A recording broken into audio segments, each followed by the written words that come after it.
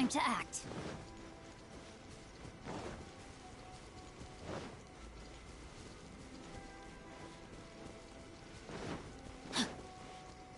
They're attacking the sacred Sakura! Stop them! Rain outlines your fate. As you wish, Ming. Race you! Nice!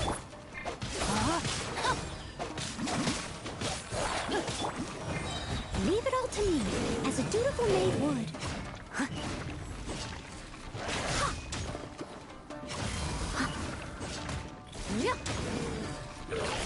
Wow, there are so many of them! No wonder the Tenryo Commission needed help! Come on, Traveler, you can take them!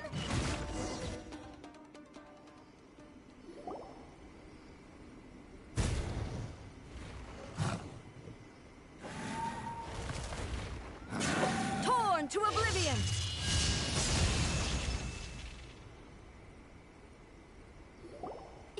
Shogun?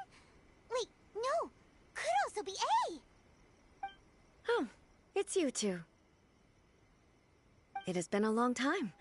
We have not seen each other since the resolution of the Tenryo Commission crisis. Okay, sounds more like A. It is you, right? You sure made short work of them! That was amazing! I'm making early preparations for what is to come. Last time we took a walk around Inazuma together, I witnessed the way the world is today. I was finally able to comprehend some things that I had never understood in the past. Since then, every time I encounter an obstacle in my thinking, I find myself having the urge to spend some time in the outside world. Makes sense. You must get super bored being stuck in there all the time. Might I remind you that I am not here to amuse myself. Recently, I have observed a number of changes in the external world from the plane of Euthymia. The most serious of these being the attack on the sacred Sakura by numerous rift hounds. I considered this matter worthy of my attention, so I pursued them, and they led me here, where I happened to run into you. If the Shogun rather than I were to discover them, yes, perhaps she would have left the situation alone. Hmm? Why? Because she's just a puppet? Precisely. According to the rules I designed for her, matters of this nature are to be delegated to the Tri-Commission. But rift hounds attacking the sacred Sakura... It brings back bad memories of that terrible disaster. A disaster? Yes. 500 years ago, a great catastrophe befell Inazuma. Everything was engulfed in a pitch-black fog, and monsters ravaged the land. Countless lives were lost, and this homeland that the people had worked so hard to build barely escaped being obliterated entirely. The monsters committed many atrocities on Inazuman soil, and the Rift Hounds were always their advance guard. Their duty was to tear open a passage through space with their claws and teeth, and then call in even more powerful beasts. So you've heard of it too. That's an episode of history that I am loath to recall. Maybe to you, it seems like my response to these creatures was an excessive one. But an excess of caution is not unwarranted in this case. Guess you can't argue with that. Since we are both here for the same reason, let us work together. From the traces they've left in the surrounding area, there should be many more monsters nearby. All of them must be eliminated. Paimon feels so safe when we're in Ace company. Having someone uber powerful on your team kinda makes you feel invincible, doesn't it? Oh yeah, after we've dealt with the monsters, we should ask her to tell us more about Conria. This color! It's similar to the color when the sacred Sakura takes damage. Let's follow it. It should be this way. I'll catch up.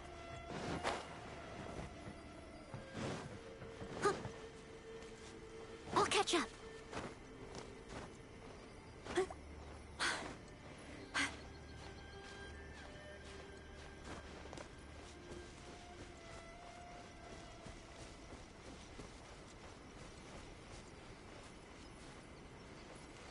Someone needs assistance.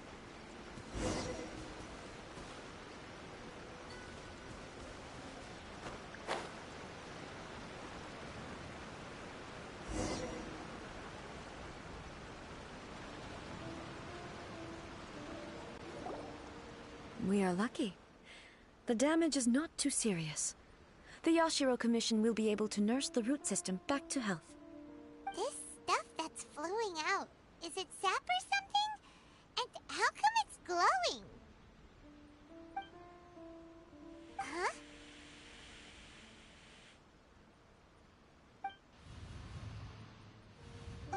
What's this? Could they be dead people? It wouldn't be the first time we'd seen ghosts on our journey. But why would they appear here? Let's search the area. Perhaps we will find out. I can't go on like this. Not when the other troops are counting on me. What happened here? Could you tell us? Who are you? What are you doing here? Run quick while you still can. The monsters will be back. And once you're in their sights, I'm telling you, there's no escaping them. We will defend Inazuma until our dying breath. You don't know?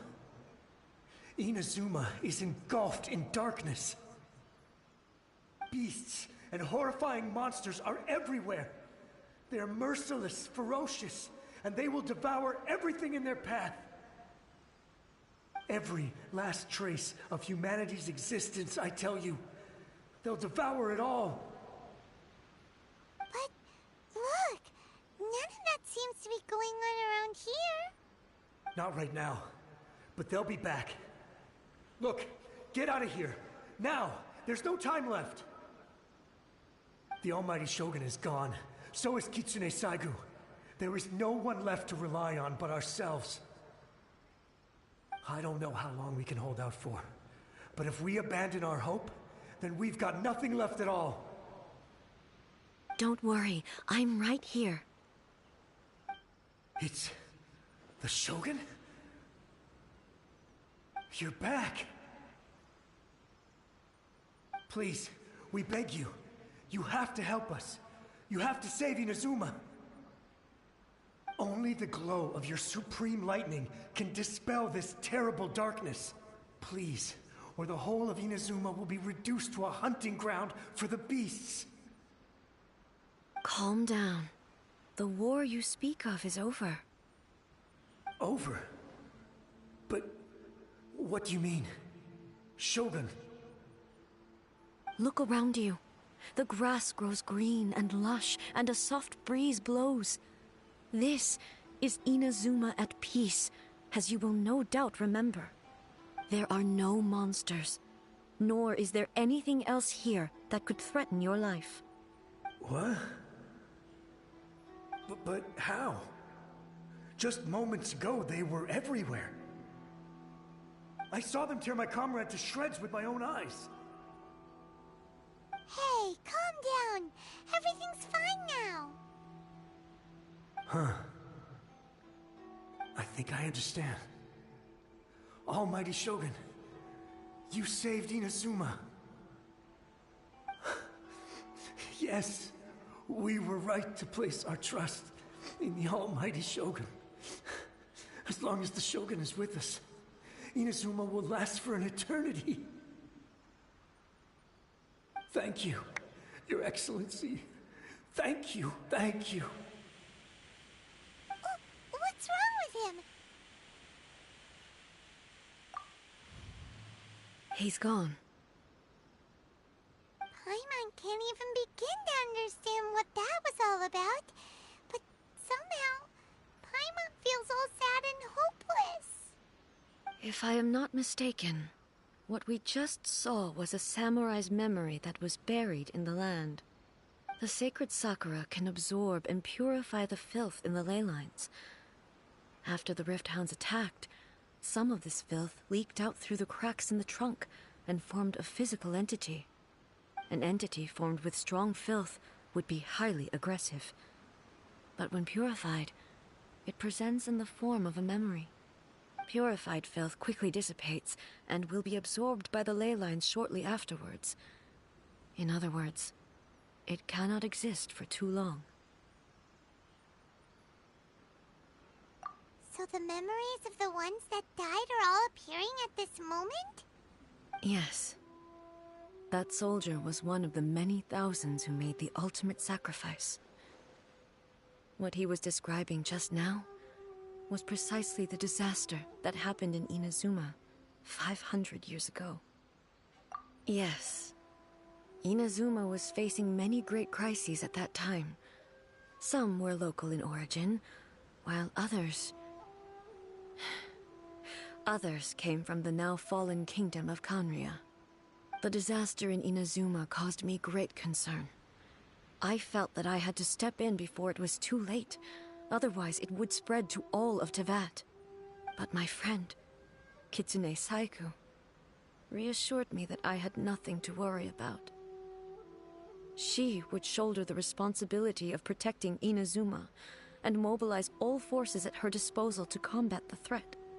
I could tell that, although neither of us acknowledged it, we both knew that the road ahead would likely end in tragedy. So, Inazuma was attacked at the same time as when the disaster happened in Kanria? Indeed. Countless monsters suddenly appeared throughout all of Inazuma. In the end, Kitsune Saigu sacrificed her life to protect the people. I never had the chance to see her one last time. But I would like to believe that she kept her promise to me until the very last. But even then, Inazuma was left more devastated than we could have ever imagined.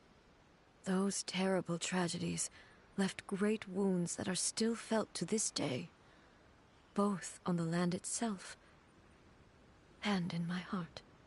Hey. Yes. For the longest time, I couldn't bring myself to face the pain of that loss. All my martial might was in vain. Though I could conquer Tatarigami and vanquish monsters, I was helpless against the ravages of time, powerless to keep the ones I cherished alive.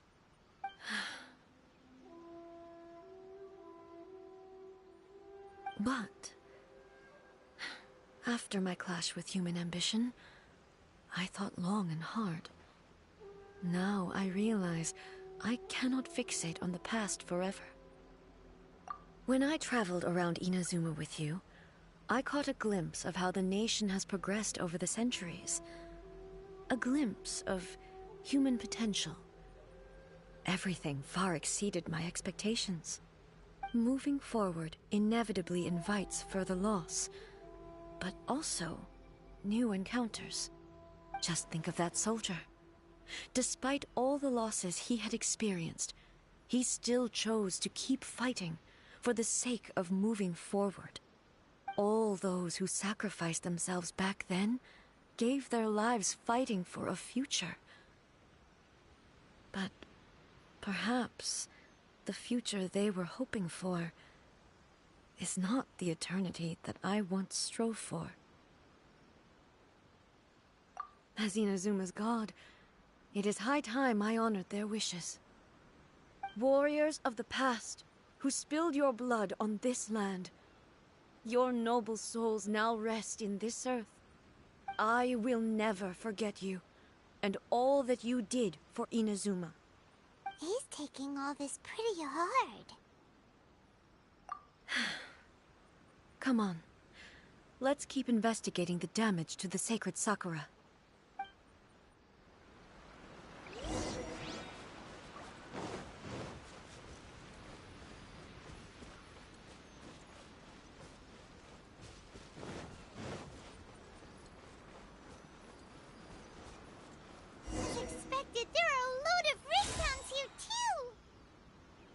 Leave them to me.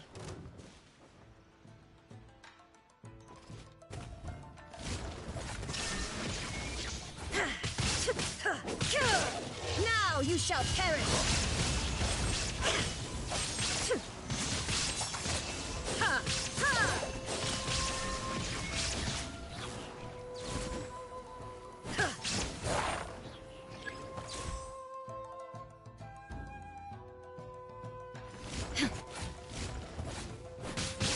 Illusion shattered!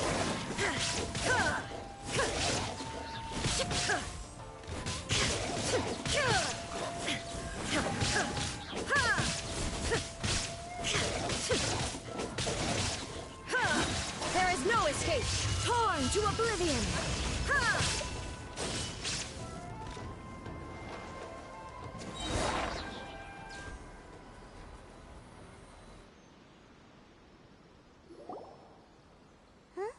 Something seems wrong with A.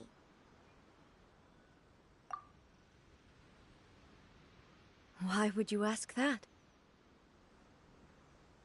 Well, usually you'd pull out your sword and swish! Vaporize them all in one go, no? You are unduly concerned. I'm simply conserving my energy. Although I have some understanding of the situation already, it could take an unexpected turn at any time. I must be prepared for anything. If there are more formidable monsters lying in wait in this area, I must make sure I have the strength to face them. Ah, makes sense! Spoken like a seasoned shogun. The roots seem pretty badly damaged this time. We definitely need to tell the Yashiro Commission about this. Hey, the same light is leaking out again!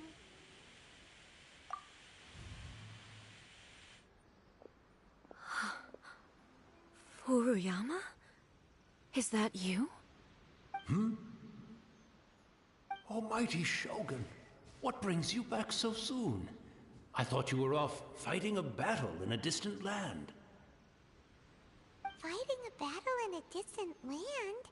Sounds like this guy's talking about 500 years ago, too.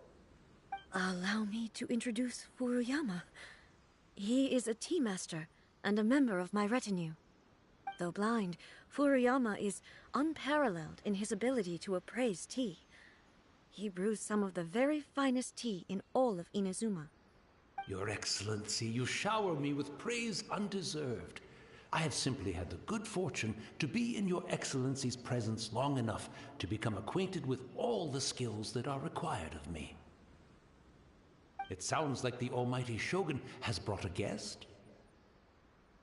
I'm afraid I'm unable to serve you any respectable refreshments on account of the current situation. But please, sit and rest. After all, it's quite a mess out there. What should we do?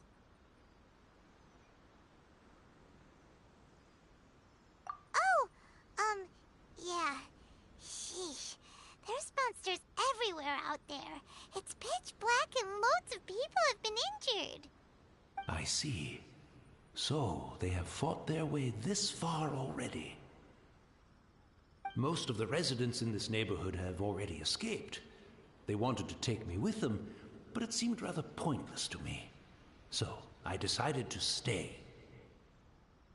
And now the Almighty Shogun is here, I have even less reason to run away. Imagine if this was something that even the Almighty Shogun was powerless to resolve. Where could I possibly run to then? People flee out of a desire to live on, and the desire to live on stems from a feeling of having unfinished business in life. But me, I have no such thoughts, and I have no regrets. The Almighty Shogun often speaks to me about her dreams over tea. Just listening to her stories, I've been blind for many years, but her vivid descriptions took me on a splendid journey to all the most beautiful places in Inazuma. Over time, I've come to understand her mindset. Quite the romantic at heart, a true dreamer. One thing she always says is, good things don't last forever. Everything changes, fades, disappears completely over the passage of time.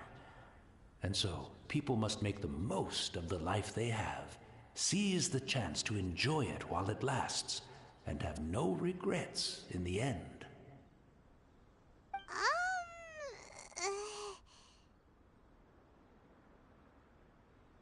So you see, as bleak as things may be now, I have experienced countless wonderful things in life, and have no reason not to be satisfied.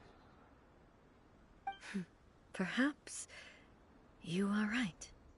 It won't be long now before I have to say goodbye to the almighty Shogun for the last time. Ah, what a pity.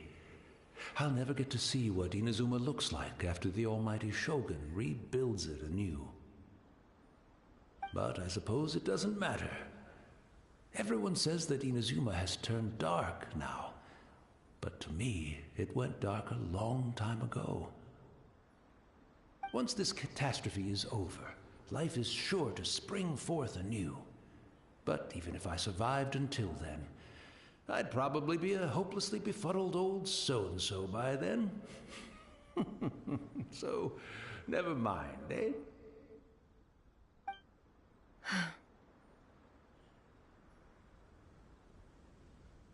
Oh, goodness me. Speaking of befuddled, look at me rambling away to my heart's content and forgetting to serve the tea. The almighty Shogun comes to visit and I don't have the tea ready. A truly egregious loss of decorum. One moment, I'll just...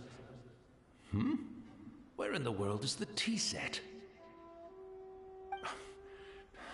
I hope the others didn't smash it to smithereens in their hasty departure. Can't see a tea set anywhere around here. Really? But it's always been right by my side. Goodness gracious, what a fool I'm making of myself. I couldn't possibly have my guests fetch it themselves. That would be most discourteous indeed. Don't worry about it. Take a rest. We'll be back right away. Almighty Shogun, you're not going too, are you? No, no, no. Your humble servant implores you, not with the war raging outside. This place is complicated. It's quite unlike the tea house in your memories. Leave it to us. But... well, okay. I never thought I'd see the day that I need the almighty Shogun to personally collect my tea set for me. I can't decide whether it's a final regret or a final stroke of good fortune. Where should we go to find a tea set? Having a cup of tea isn't exactly the most urgent thing to do right now, but at the same time, this lovely old man from 500 years ago has been through so much, and it makes Paimon so sad. I'm also feeling very nostalgic for his tea. Oh, why don't we go to the Kamisato estate? There'll definitely be a tea set we can borrow there.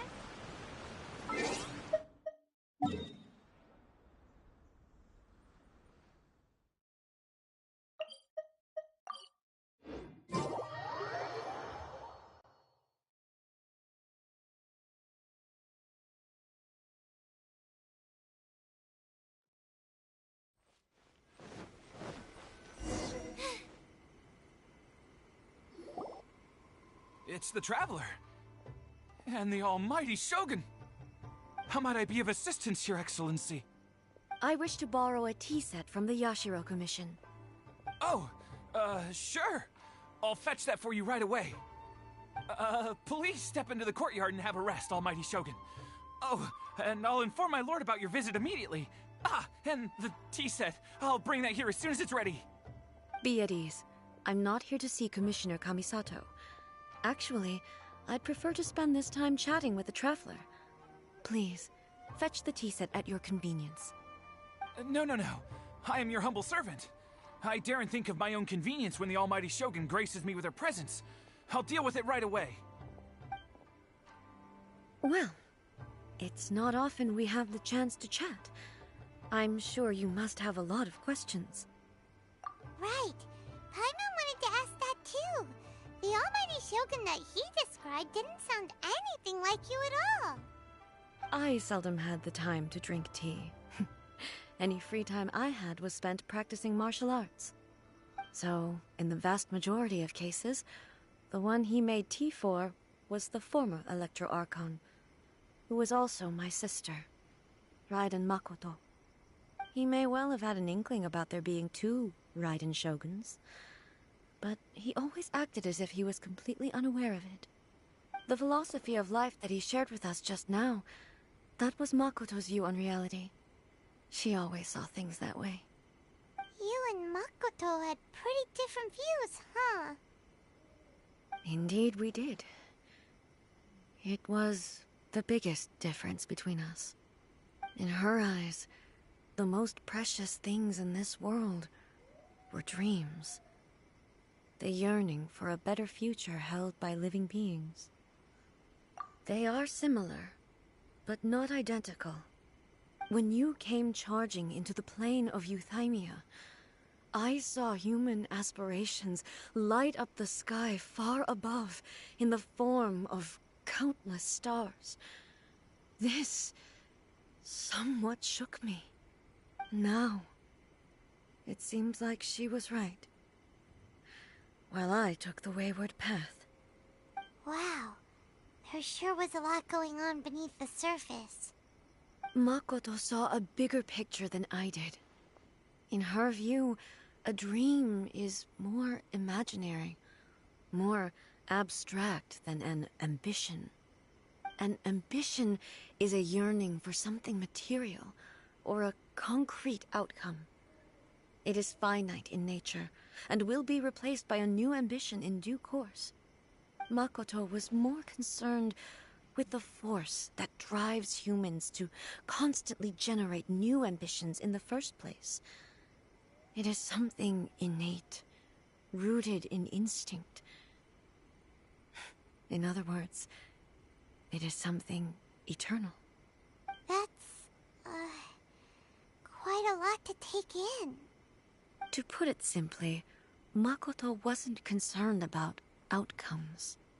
I didn't understand at the time. How can we say that we are maintaining eternity when things are constantly moving forward and evolving? I suppose what it comes down to is the definition of eternity she set out with. Yes, it does. I always thought that she must have grasped some elusive, arcane wisdom to arrive at the conclusions she did. But in the last analysis, Makoto's philosophy was, on the surface at least, an elegantly simple one. Notwithstanding that it was also the more prudent choice, based on a more mature, far-sighted outlook. Do you feel you're starting to understand her better now? You have already witnessed my previous views on eternity. But now, I no longer cling to what was lost. I suppose that means our differences have been reconciled. Almighty Shogun, I found a tea set. This one in particular should be fit for your Excellency's use.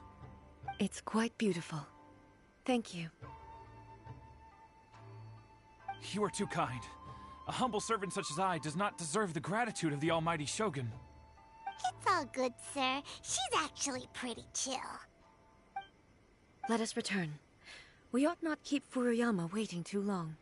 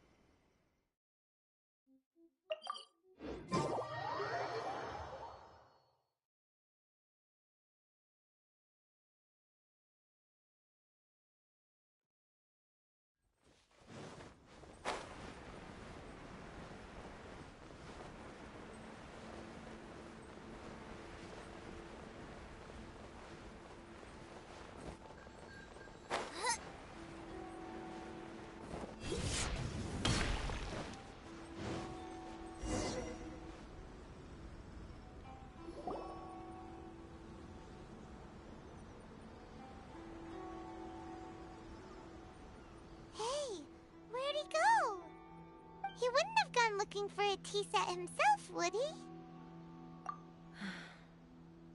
Or perhaps the ley lines did not have the power to sustain him for very long, as was the case with the memory we saw earlier. So we won't get to drink his tea? We didn't even have a chance to say goodbye. The information held in the ley lines is complex and disorderly. The fact that we were able to meet him to begin with was a miracle of fate. Well, this chance won't come often, and we do have a tea set. Perhaps I should try my hand at making us a pot of tea. I've watched Furuyama brew tea on many occasions. I doubt I should have any major problems doing it myself. The tea is ready. Please give it a try. So many thoughts were racing through my head as I was brewing it. I'm not sure how to explain it. You're right. But the things we've seen today have brought back many memories for me. I've been reminded of many people, too. Kitsune Saigu, Makoto, and all the other friends who I watched pass even further back. Back at the Yashiro Commission, I kept the conversation reasonably lighthearted. But now, I'd like to broach a heavier topic, if I may. The events of 500 years ago not only robbed me of my friend, Kitsune Saigu, they also took Makoto away from me, for good. She died in that disaster too? Yes. She went to Conria alone, without telling me. Unlike me, Makoto was no martial artist. Whenever similar crises had arisen in the past, I was always the one to face them in her stead. But this time, the circumstances were so grave that Makoto had no choice but to leave me behind. Or perhaps it was more that she went ahead of me, put herself in front of me, so that I would remain hidden. In any case, by the time I realized what was happening, yes, it was too late. I arrived only in time to hear her dying breath. She had already lapsed into unconsciousness by that point, so all I could do was enter into her mind. As far as you're concerned, it would be somewhere similar to the plane of Euthymia. It was there that we bid each other a final farewell. I cried bitterly. Even in those final moments, I couldn't understand her actions. Why did she go to Conria first, and not I? Why did she keep me in the dark about it? Was it to shield me? It was there and then that I resolved to pursue eternity. As a testament to that decision, I saved her realm of consciousness just before it collapsed completely, and brought it back to Inazuma. That's quite a story. When I returned to Inazuma, I was shocked to find that a great sakura tree had appeared on Mount Yogo. The tree that you know as the sacred sakura. That's exactly what everyone back then told me as well. That it had existed since time immemorial. They were so matter-of-fact about it, and couldn't at all understand what I was so surprised about. No one questioned it, and yet its presence contrasted so starkly with the area as I remembered it. It seemed as if I was the only one to have noticed it appear suddenly out of thin air. In the end, I simply had to accept that it was a miraculous effect of Makoto's consciousness. With the help of the sacred Sakura's power, I was finally able to overcome the monsters and quell the disaster in Inazuma. This is all really hard to understand. Kinda beyond Paimon's level. Yes. She had such a great love for this land, and for its people. In this respect, I still do not compare to her. I once told myself that I would never speak of these events again. Facing the fact that she is gone is unbearably painful. But even the tea that is most bitter to the tongue, once swallowed, leaves some sweetness in the throat. And it's time I came to terms with it all. Oh, while we're on the topic, since you experienced that battle in person... Sister? I had heard that you were looking for your family. You mean to say that she was somehow involved in the Conria disaster? Based on what we've learned so far, it seems so, yeah. I'm sorry. I wasn't there for the whole thing. By the time I arrived, the worst of the fighting was already over. And also, my mind was consumed entirely with the plight of Inazuma, and the fate of those closest to me. So, I am afraid I can't help you. Oh, well, that's a shame. But it can't be helped, I guess. Boy, both of you have experienced great tragedy. With this last cup of tea, let us honor the Tea Master's memory. Thank you, Destiny, for giving us the chance to meet again. We should go. Let's keep following the traces. Very well. Based on my investigation so far, I believe this next pack of monsters should be the last.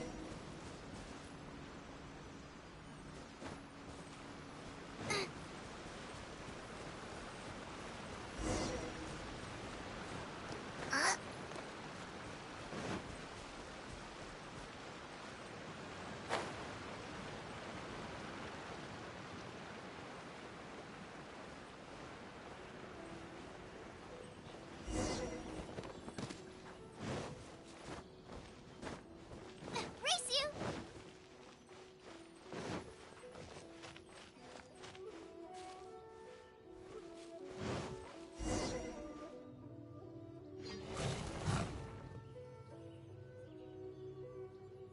Once again, please leave them to me. Hey! Are you sure you're all right? You're scaring us. Fear not. Fighting is what I do best.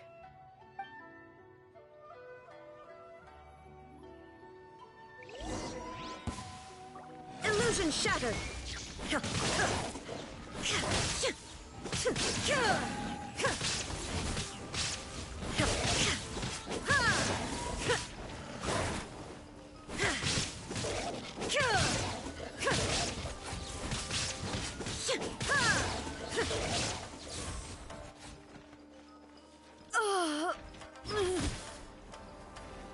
Are you all right? I'm fine.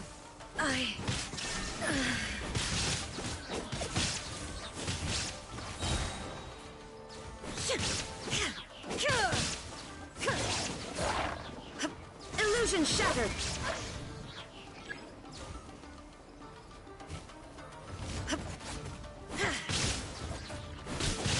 Inazuma shines eternal!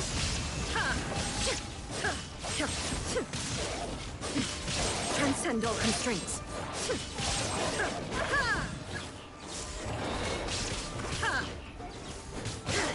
Shine down!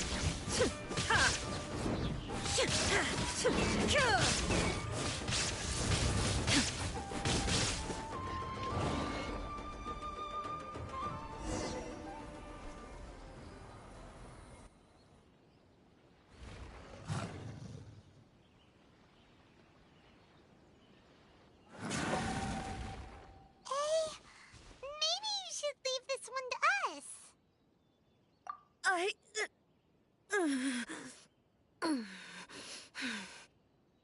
My apologies. Don't worry about it. Just take a breather and get your strength back. We'll deal with the monsters.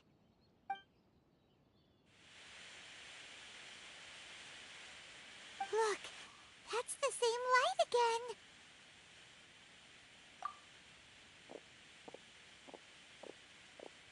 again. Where am I?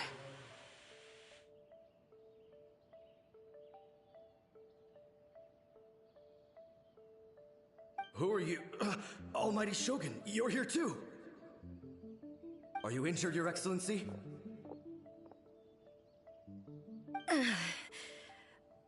I'm quite all right. Just feeling a little stiff. We, the Shogunate Samurai, will defend the Shogun until the very end. Come on, men! They're coming back for more! Let's get them! Don't! It's too dangerous. Danger is our duty, ma'am. If we were the kinds to shy away from danger, we never would have taken up arms to begin with. No need to worry, Almighty Shogun. When the situation looks bleak, we will draw on the power granted to us by the gods. Is that a vision?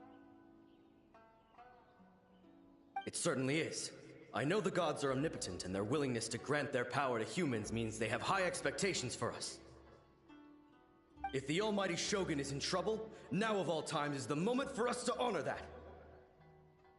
So that's how samurai of that era understood visions, huh?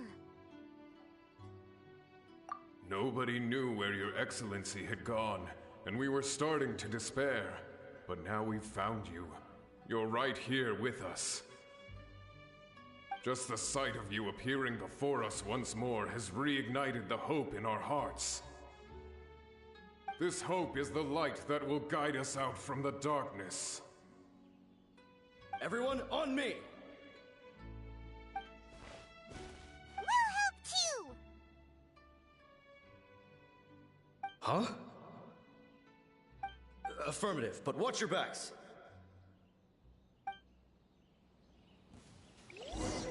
Protect the Almighty Shogun! Let me read you a verse. Rain outlines your fate.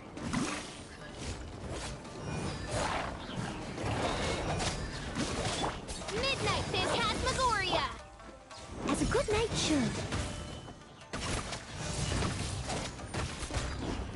I'll catch up.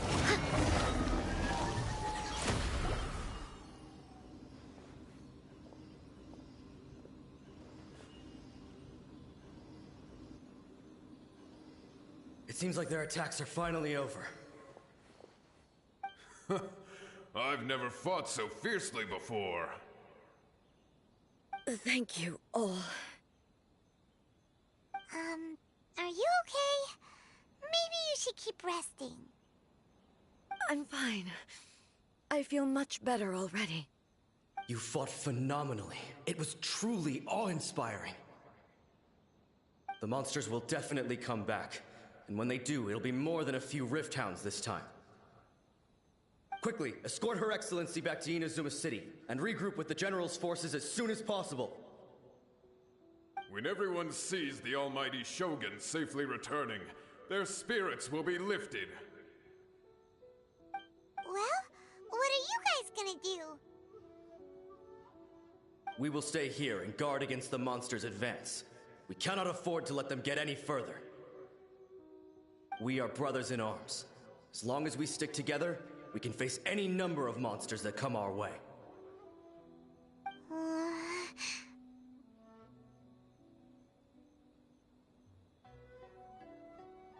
Just leave it to us.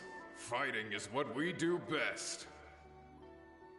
But the Almighty Shogun is the only one of us with the power to change the present state of affairs.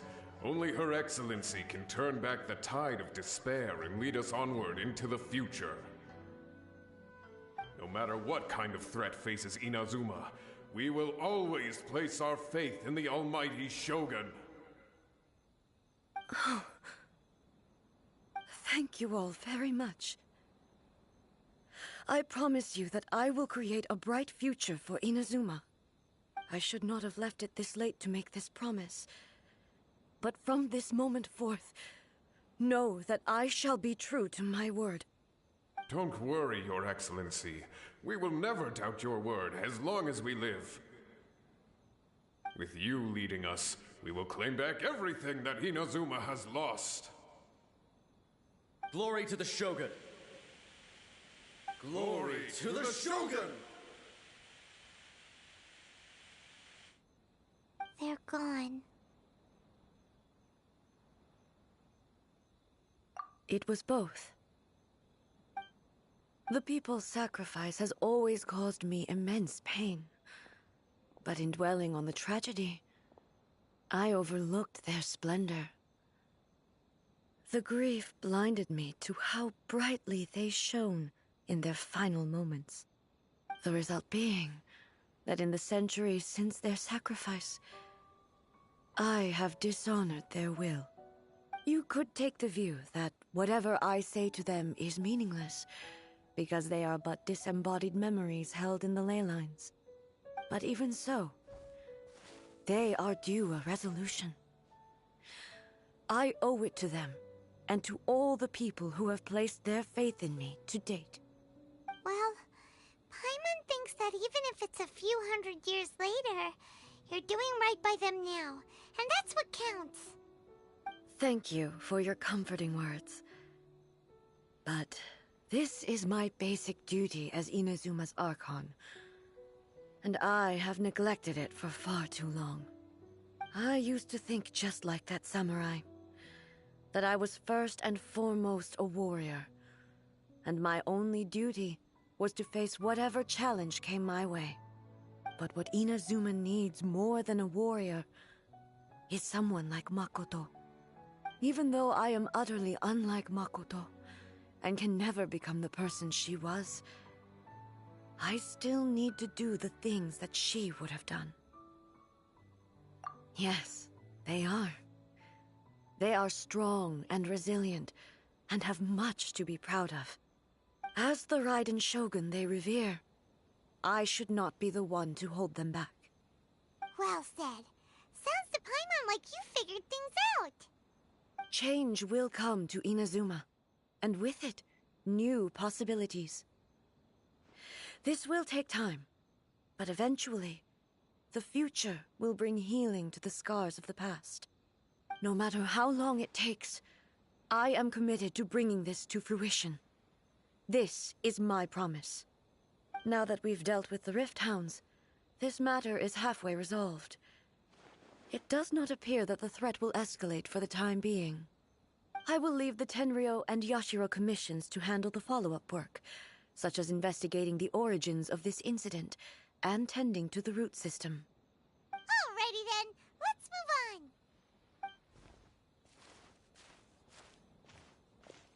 He looks calm on the outside, but Paimon bets her emotions must be all over the place right now, huh?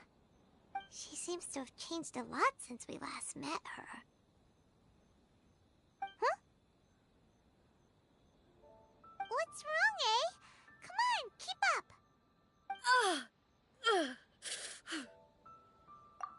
What's going on? Are you feeling unwell again? My body... I can't move it. It looks like the situation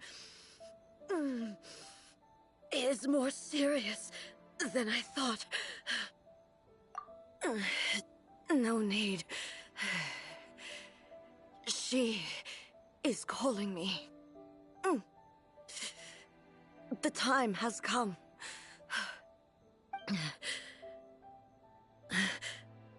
Can you help me walk? I need to go to the cave below the Grand Narukami Shrine. Why? What's in there? A battleground. One where I shall sever ties with the past and take the first steps into the future.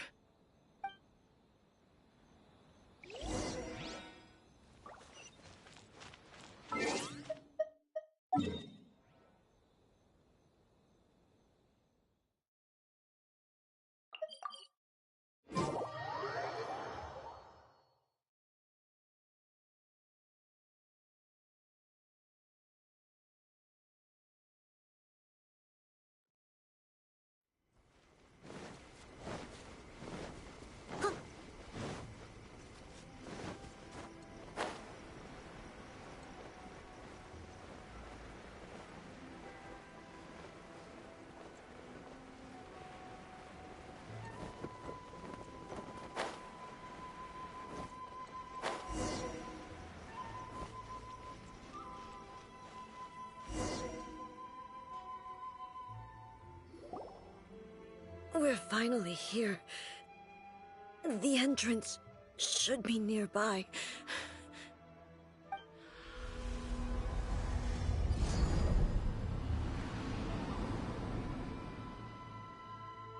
Whoa! Where'd that Torii gate come from? It's getting worse again. But it's fine. I'm happy. I'm about to put an end to it all. This is a place I once sealed off with my own hands. The entrance to Raiden Makoto's realm of consciousness. It looks like she will no longer allow me to do with this body as I please.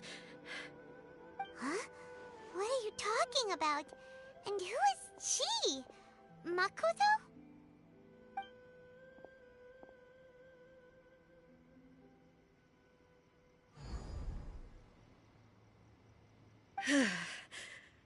Follow me. Where are we go?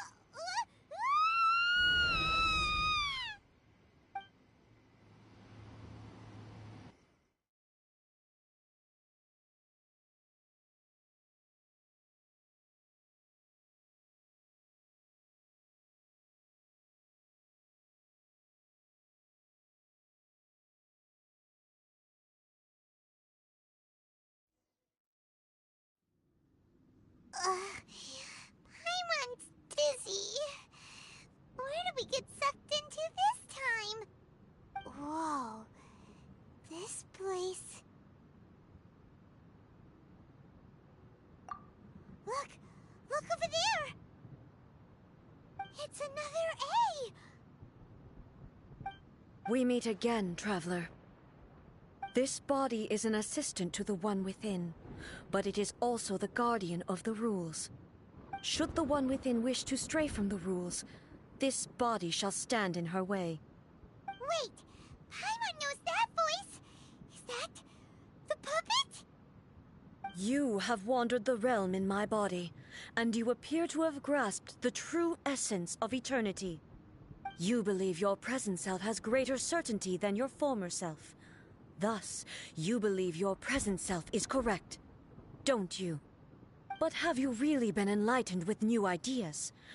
Or have you been degraded by irreversible erosion? I'm here to show you my answer. We are both warriors, and the dialogue we must now have shall be conducted by the blade alone. Wait! The atmosphere in here just took a turn for the worse! Are you alright now? The discomfort I was experiencing earlier was caused by the Shogun rejecting my continued use of her body. As she indicates, once I started entertaining the idea of change, I became hostile in her eyes. But inside a realm of consciousness, I exist independently of her. She cannot affect me in this way. Though she is a puppet, the Shogun has her own consciousness too. When necessary, she appears here to confront me. Paimon gets that everyone has their internal battles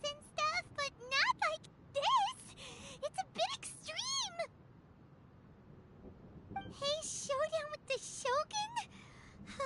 Never thought we'd see that day. The rules I set for the Shogun are... No. The Shogun herself is the manifestation of my past ideals. The very foundation stone of eternity. It shall not be easily swayed. I would not try to change her if it wasn't necessary. Isn't there any other way? Can't you talk it through or something?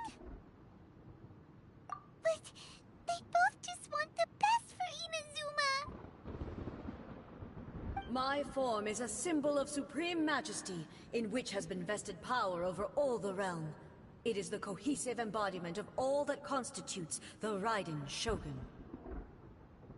It inherits Ei's pain, the pain of inevitable loss that comes as she moves forward. So too does it inherit her determination to reach eternity.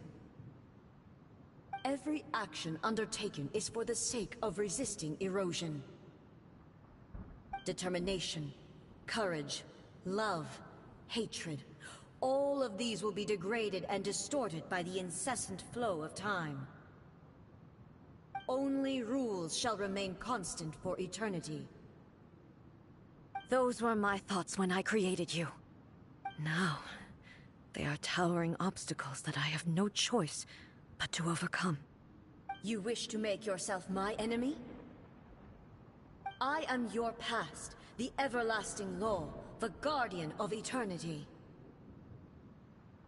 And I am she who promised a dream to her subjects. Raiden A. In the end, even the proud and mighty Oni maiden was cut down and disgraced. Though your blade has been cleansed of her blood and filth, never shall it shine as brightly as it once did.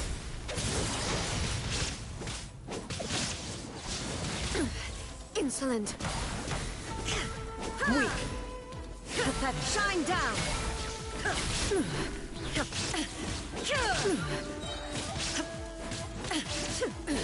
Absurd! Absurd! The eye sweeps the land. Now you shall perish! The Kitsune sakura blossoms that once filled the skies fell to the ground as pitch-black rain. As long as the ley lines flow, the relentless erosion of time will never stop. She's completely recovered?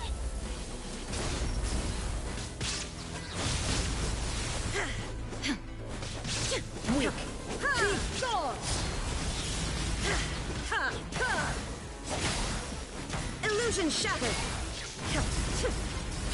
Be gone!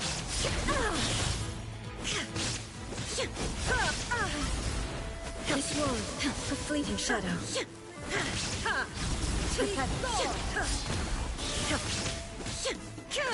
There is no escape! Inazuma shines eternal! The divine lightning that envelops all of Inazuma will fade silently into the clouds. There shall never be another. Never. For the rest of time. Illusion shattered! Weak. Pathetic. I shall not fall here. Inferior. Inferior.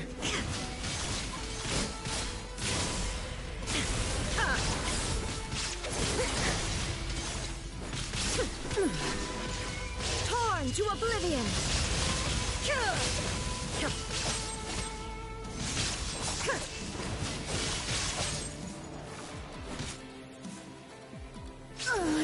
Euthymia crumbles before me. Have you finally defeated her?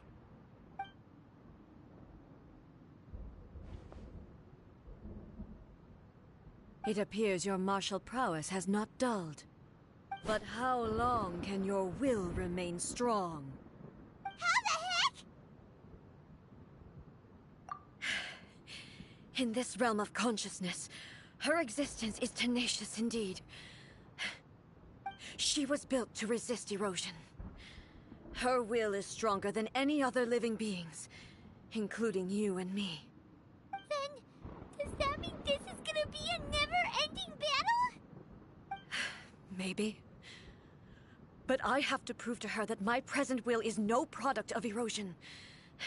The future I shall forge will be a grand undertaking, one that will be resistant to erosion. If I don't do this, the Shogun's rules can never change, and Inazuma can never move forward. This is my duty. No matter how long this battle may last, months, years, centuries, and no matter how many times we must fight, I will defeat her. 500 years ago, humanity proved their strength in battle. Here in the present, they rely on their ambition to challenge wayward practices, tear them out like the diseased wood of an old sakura tree, so that new, healthy branches might spring to life in their place.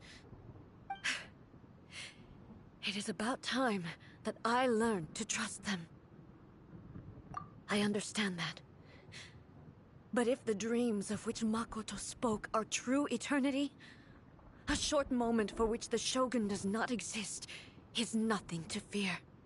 I fight for the everlasting future of Inazuma. However long the battle may last, it is but a drop in the ocean of eternity. I vow to the subjects of Inazuma that I shall one day return. This is my oath. Please, be my witness. During my absence, I place everything in Miko's hands. But this means that...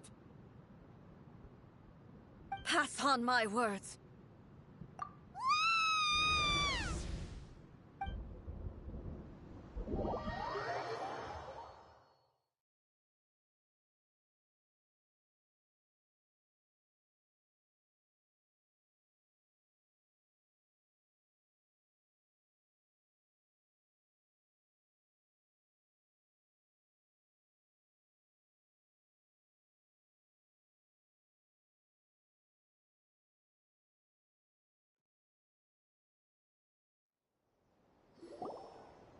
Looks like we got kicked out. Oh, what do we do? Are we really just gonna leave A and the Shogun to keep on duking it out in there forever? She was making sense, and maybe this is the only way to change the Shogun's rules, but still... Right? Also, A can be pretty stubborn at times, and has a history of rushing into difficult situations. What if she gets too obsessed with winning, and she forgets why she's there in the first place? It could happen, and then she might never leave again. Yeah, we should help her out, like we did last time. The quicker she gets through this, the better. Is there any way we can cut down how long she needs to spend in there? Or, you know, help her win the fight? Well, whatever. We can't let anything bad happen to A while she's in there. Oh, but we also can't get in there anymore! Okay, well, first things first. We gotta find a way back in. Oh, come on, brain juice! Don't feel Paimon now! Okay, maybe if we both ram into it at the same time really, really hard. Oh, you're right. Paimon nearly forgot about her. Who knows if she really understands these consciousness realm plane thingies more than we do, but there's no one else we can turn to. All right, up the mountain we go.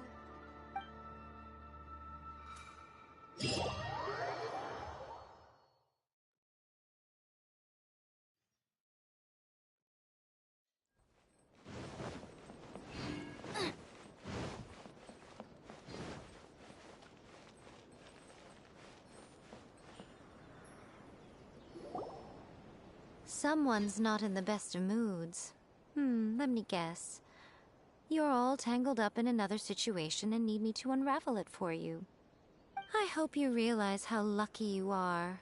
If it was anyone else, I don't think I'd have the patience to keep greeting them with a smile after the first few times. But you're always smiling. That was a figure of speech, do you understand? Nitpicking my turns of phrase. The sheer audacity. Oh, yeah. Something really big's happened. It's she...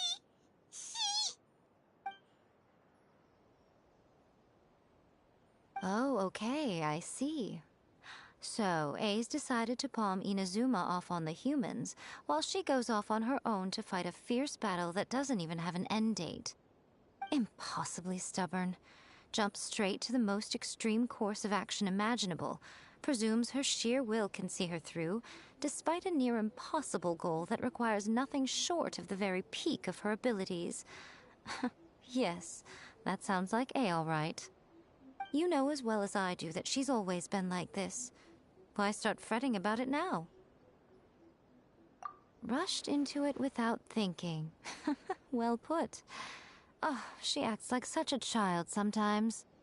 So you seem to be under the impression that I am able to offer some sort of help? Who gave you that idea? Is she playing dumb? She's doing this on purpose, for sure! Uh-huh. You're learning, little one. But really, the truth of the matter is that I don't know much more about Raiden Makoto's realm of consciousness than you do. All I know is that it's the foundation of the sacred Sakura, and from what I've heard, it's a little different from A's plane of euthymia. Because Raiden Makoto is no longer alive? Not just because of that. The nature of the space itself is different in some way. But I can only speculate. You're the ones who have actually been there, so you tell me. What was it like? Anyway, we needn't worry about the details too much. It'll just be a little difficult to explain things later on, that's all. First things first. Follow me to the entrance.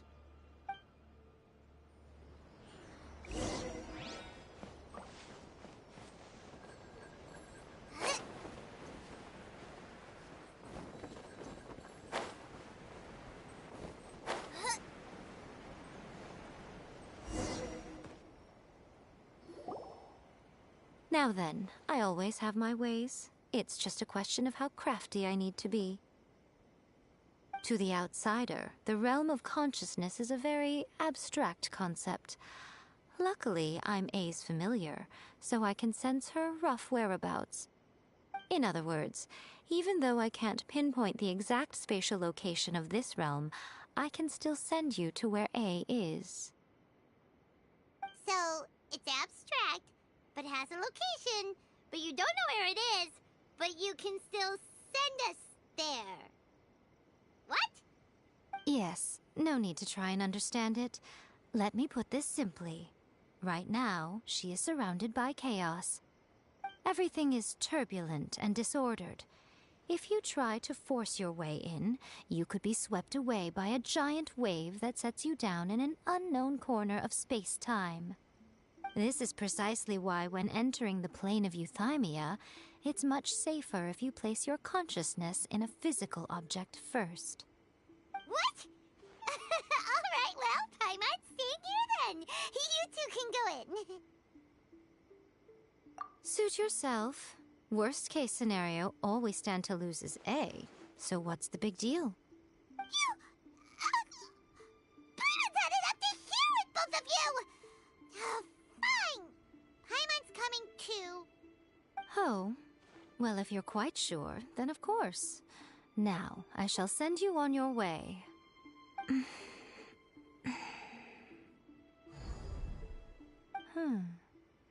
I say. Oh, nothing. It just seems extraordinarily chaotic, that's all. My suspicions have been confirmed.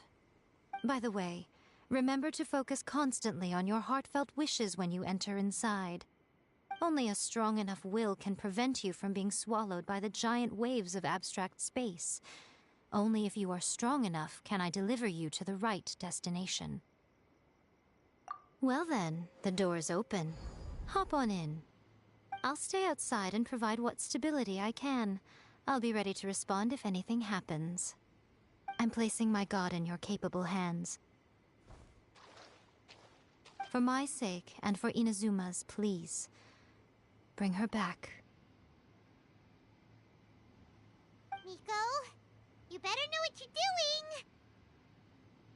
That's enough chatter. Get to work.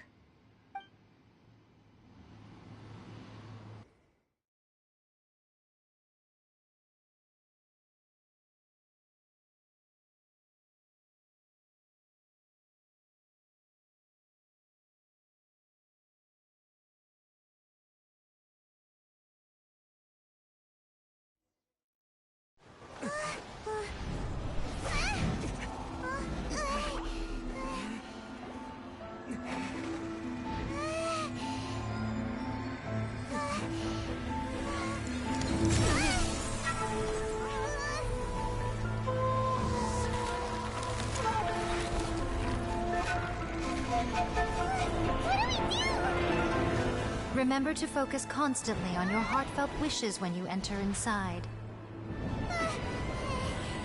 Only if you are strong enough can I deliver you to the right destination.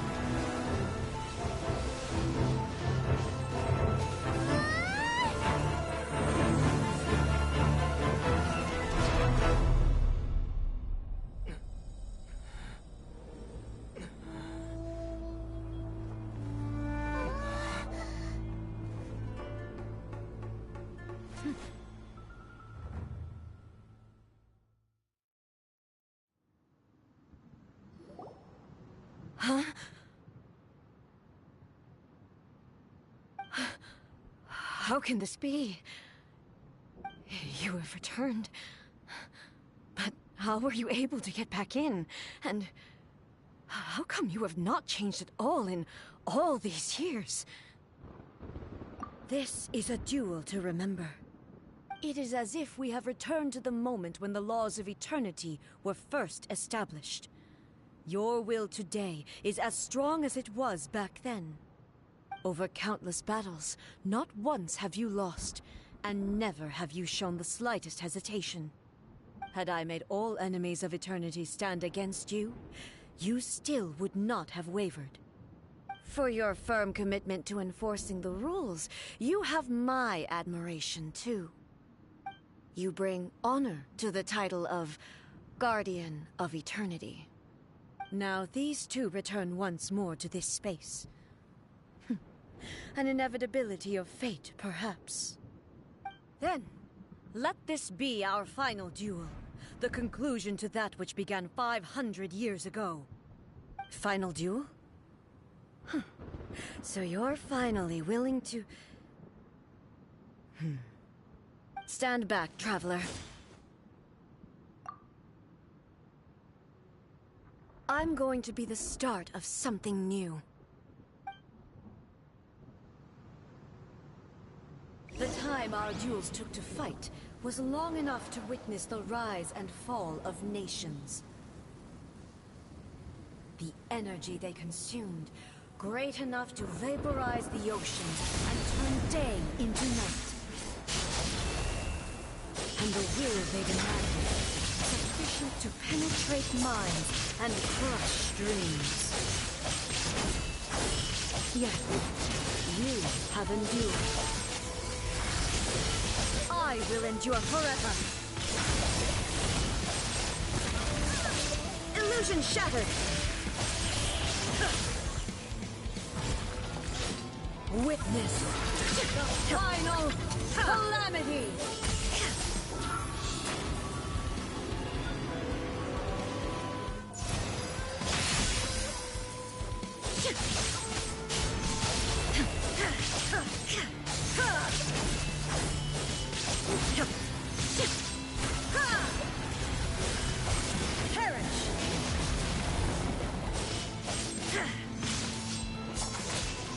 Shine down!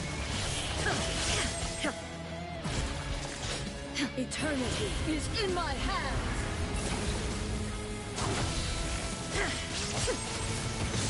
There is no escape!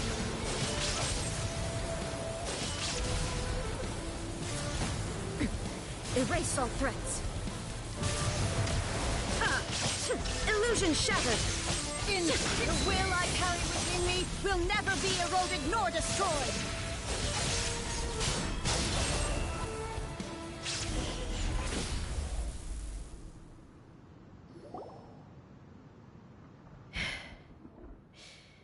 This is the end. You have won. I believed you were incapable of transcending the past. But it seems my belief was baseless, and I underestimated your spirit. But a will that cannot be eroded has no way to embrace the future. You need not worry about the future, and you aren't alone. I know your power more than anyone else. Had I relied upon my strength alone, I would have lost this duel for sure. Yet, my reason for fighting redefined my martial prowess and redrew my limits. I now carry the gaze of the myriad of expectant eyes that look to the light in the heavens. And whenever I think of this, I feel something stirring within Musou Ishin.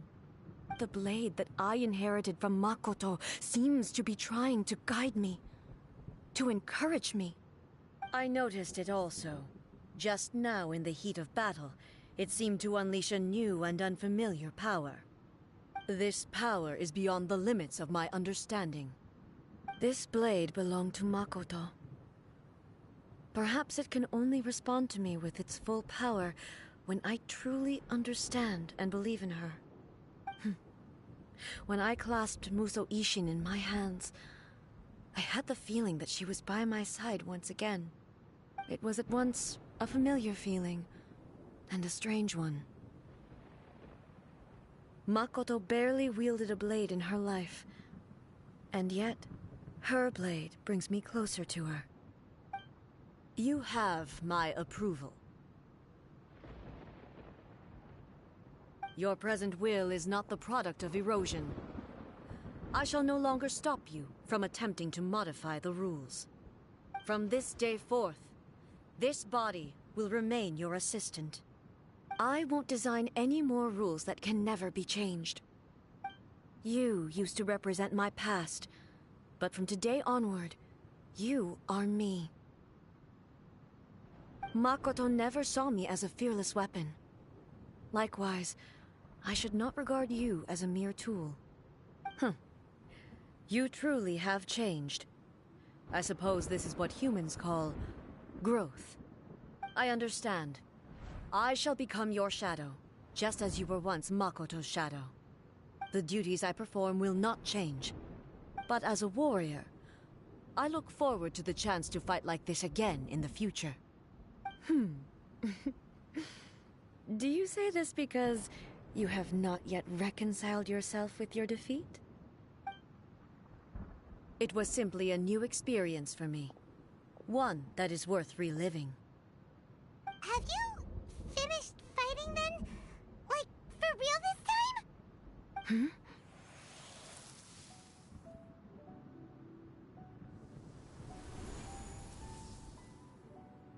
Hello, A. And greetings, those who have come to bear witness.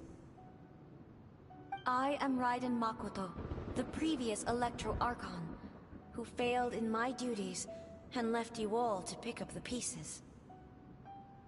Makoto? I'm so happy. You've come so far.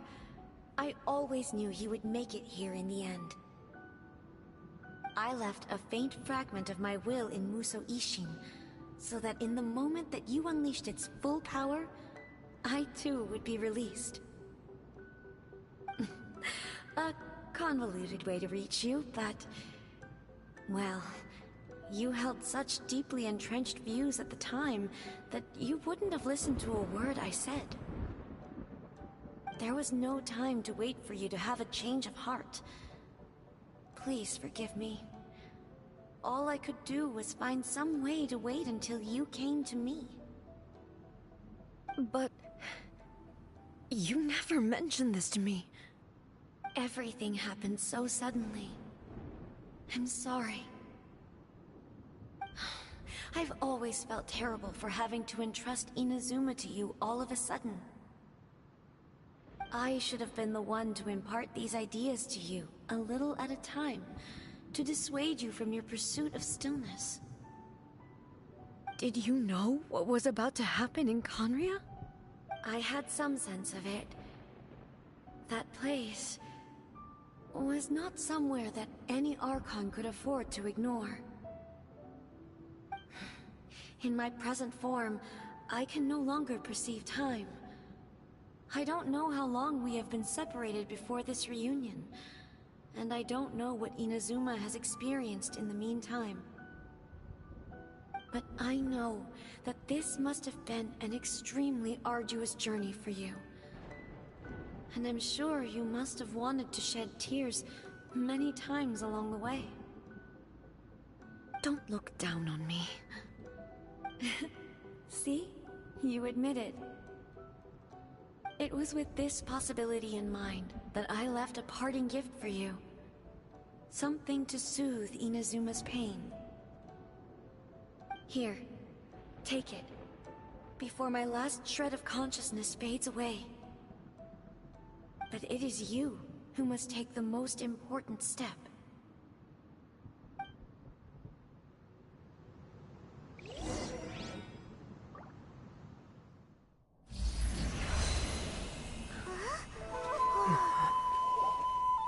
The light turned into a seed? The miracle tree that blesses the people, in this moment new to the world and yet to be known. When to plant it, where it shall bloom. She who brings it into being must let her heart and dreams decide. Grant it life, eh? Is it really?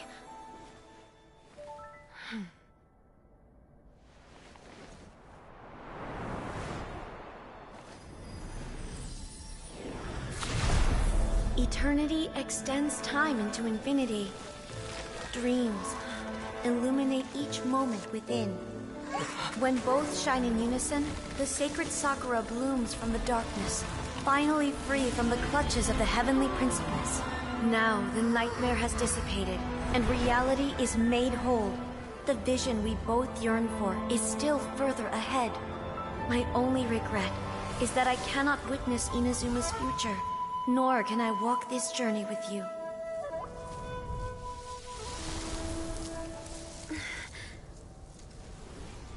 Do you know, I am so happy right now, because my final wish has now come true. Your polearm once protected me from countless calamities.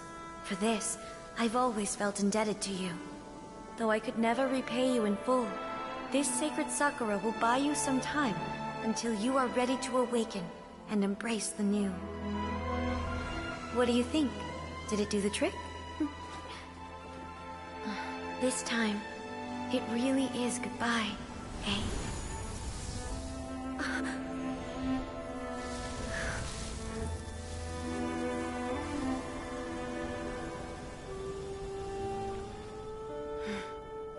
Goodbye, Makoto.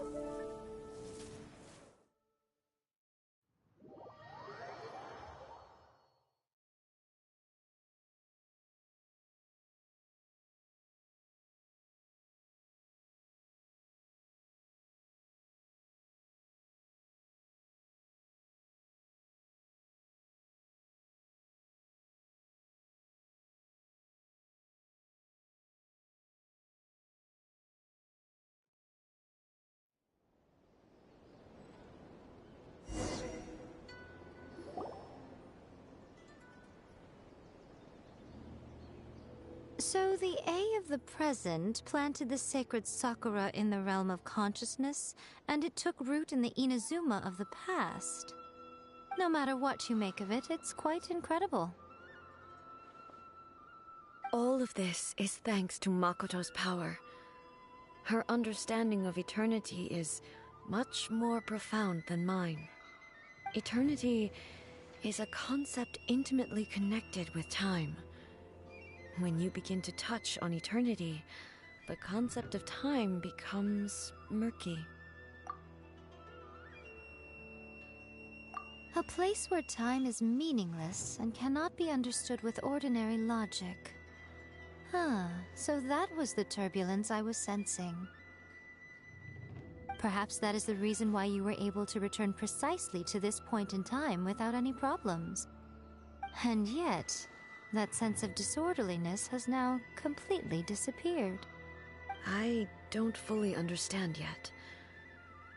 But my intuition tells me that the reason for everything, it's that seed.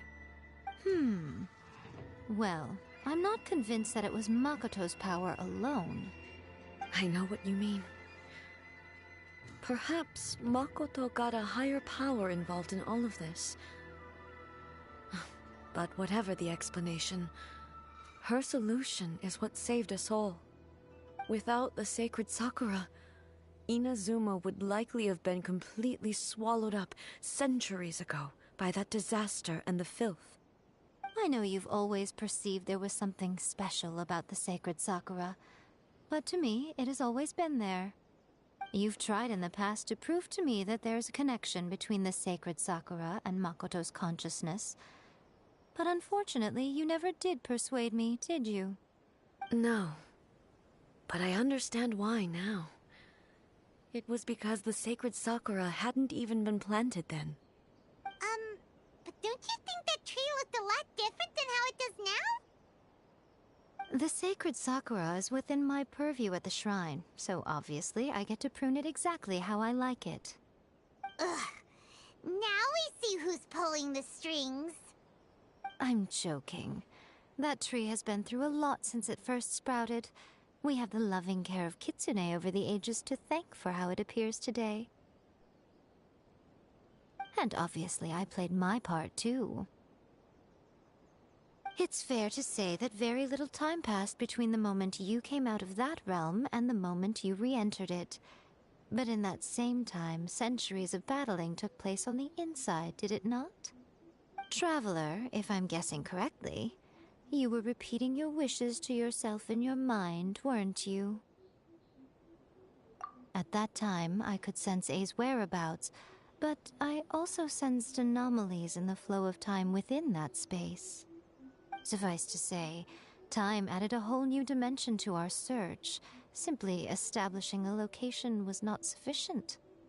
Fortunately, your will was strong enough that the turbulence carried you to the moment in time most likely to be the intersection of all that you were wishing for. The flow of turbulence may well have been influenced by Makoto, but it took everyone's efforts combined to ultimately help A. So this time, it looks like thanks are due to you. Does that mean it wasn't by chance that we ended up at the final duel? We were always meant to be there to witness what was going to happen?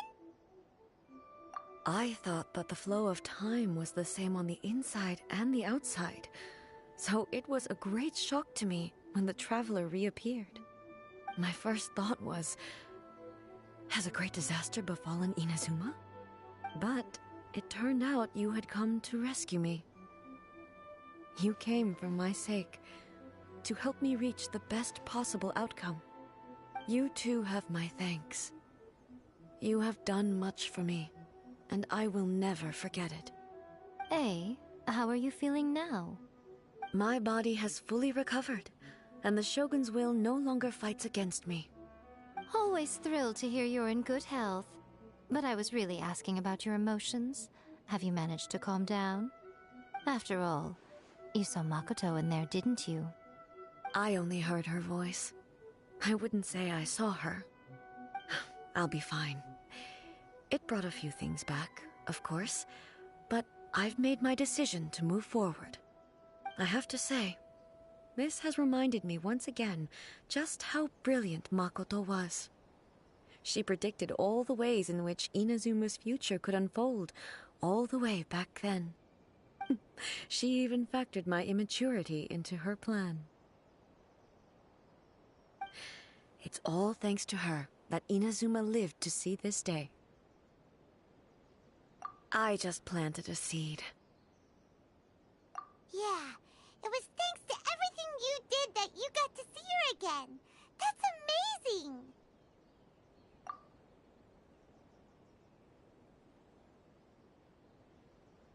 Thank you. Today, at long last, you and Inazuma finally emerge from the shadows cast by the events of centuries past. Makoto and you are Inazuma's past and future, and both are indispensable. It's rare to hear such comforting words from you. I graciously accept them. Oh, come on. You only think it's rare because you never used to listen to a word I say. Makoto said the exact same thing! Great minds think alike, hmm? I wonder, does that qualify me to, maybe, take the position of Shogun for a couple of days? Actually, no. Forget that. Far more trouble than it's worth. We will have to end the frivolities there. There is much work to be done. The Shogun and I will closely review the Inazuma of today to find out where things currently stand. Then, we will give careful consideration to the future. After that, I will abolish the Sakoku Decree. Really?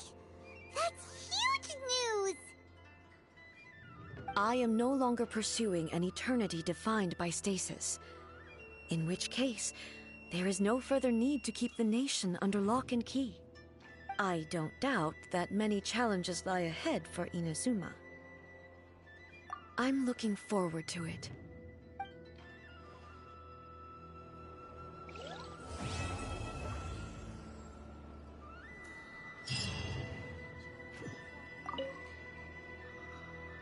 Many challenges still lie ahead for Inazuma, but I am prepared for them. Abolishing the Sakoku Decree has a myriad of implications.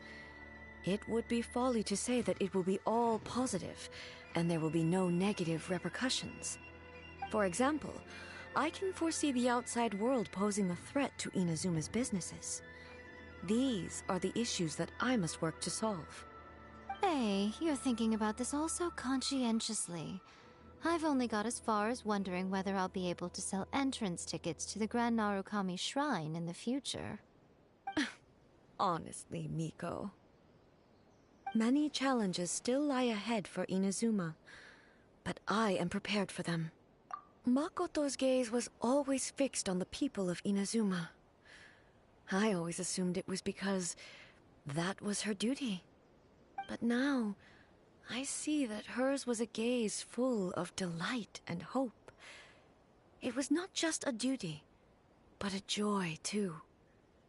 She loved humanity very dearly. If the people of the past deserve the god's attention, then so do the people of the future. Indeed. No longer will I ignore their passions and dreams. Many challenges still lie ahead for Inazuma, but I am prepared for them. To put it bluntly, it was constant torture, with no end in sight. Faced with an endless battle, I had to remain focused at all times. Had my concentration lapsed for but a moment, the Shogun's blade would have taken my life. Safe to say, were it not for my previous experiences in combat, my skills would not have been up to the challenge. I would most certainly have been defeated. And through it all, you also had your part to play. Many challenges still lie ahead for Inazuma, but I am prepared for them. Don't worry, I haven't forgotten. I will be sure to remind the Tenryo and Yashiro commissions of their duties in this regard. It's not only the monsters that I am worried about. I'm concerned about what else might escape from the sacred Sakura. That's a tough one, all right. There's plenty more besides memories held in the ley lines. Since you clearly understand, perhaps you could think about making an effort too. Many challenges still lie ahead for Inazuma, but I am prepared for them. Ahem. Yaimiko said nothing of the sort, and the traveler has some nerve making up spurious claims about her while she is still present. Some words are not to be passed on. Trust me, you don't want to know the cost of betraying me. Just think of the things I said to you as our little secret. Understood? What are you talking about? Nothing. Ooh, I suddenly want some fried tofu. Many challenges still lie ahead for Inazuma, but I am prepared for them.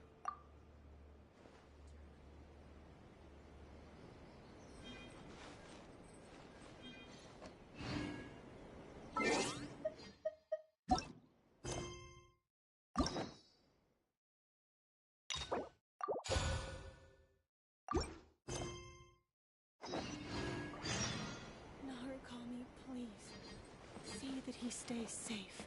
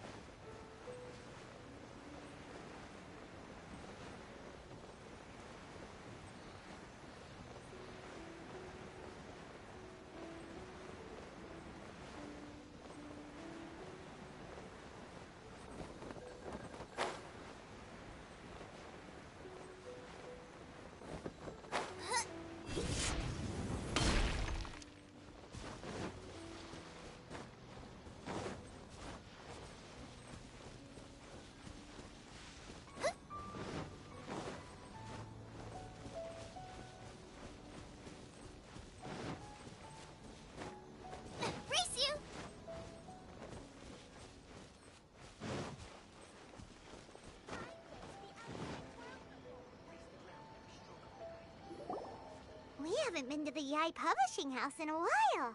Paimon wonders if they have any new books in. The one we read with A that time was pretty cool. Come on, this is a no-brainer, man. There's only one thing worth wishing for, and that is a ton of Mora.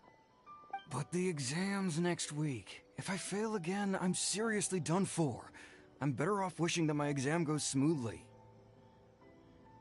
Ah, it's just an exam. Trust me, there's no problem you can't solve by throwing Mora at it. If it doesn't work, then just keep throwing till it does. What are they arguing about? It's quite a spirited debate. Huh? Really? You guys don't know? You need but stand on this land at midnight, lower your head and recite a special incantation, then your wish will come true. Looks like you guys really aren't in the loop. This, my friends, is the next big thing. A highly effective wish ritual guaranteed to make your wishes come true. A wish ritual? That actually works? Right? Even Paimon knows that's just not how the world works. I didn't believe it at first either, but that changed when it worked for someone I know. It's this guy called Kunihiko. He's practically always been unemployed, wastes his days away, and he owes a lot of money. Like, a lot. But get this. I don't see him for a few days, and suddenly I find him dressed to the nines and feasting at a high-class restaurant. I heard it directly from him. He used this wishing ritual, and the next day he woke up to find his whole bed filled high with mora. His whole bed was filled with... Wow! Of course, I'm sure the part about waking up lying on a bed of mora is a bit of an exaggeration. Whether you believe it or not, it's not exactly a difficult ritual. It can't hurt to give it a try, right? If you're still feeling skeptical, just ask around. There are a lot of very compelling stories going around these days. Really? Well, come on! Let's go ask around right now, shall we? Well, if it really is true, then just think of all the Mora Paimon could... Oh, and you'd finally be reunited with your twin, too! Let's go, let's go!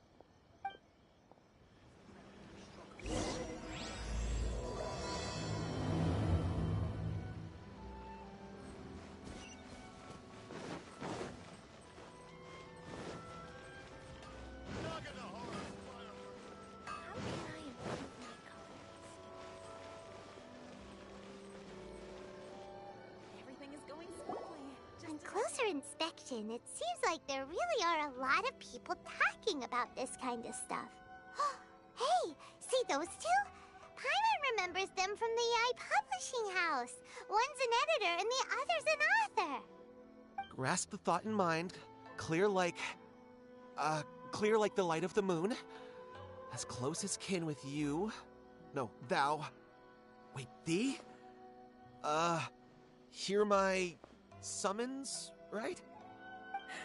No, it's not hear my summons, it's heed my summons. Heed! You're never going to get it down at this rate. Hey! What are you guys up to?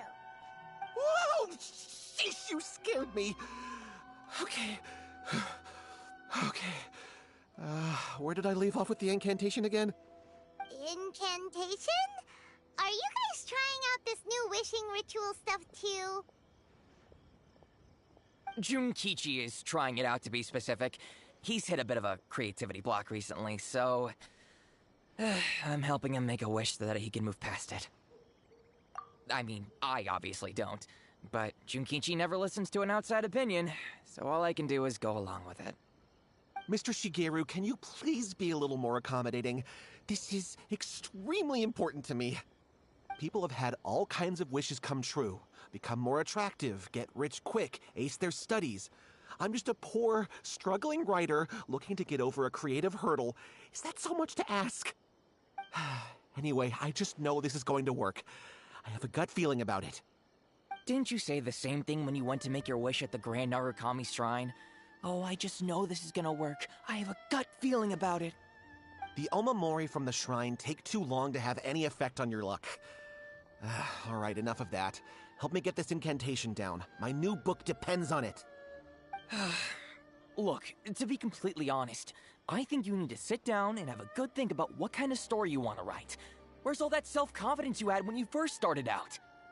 Look at you now, trying dubious methods from any old light novel.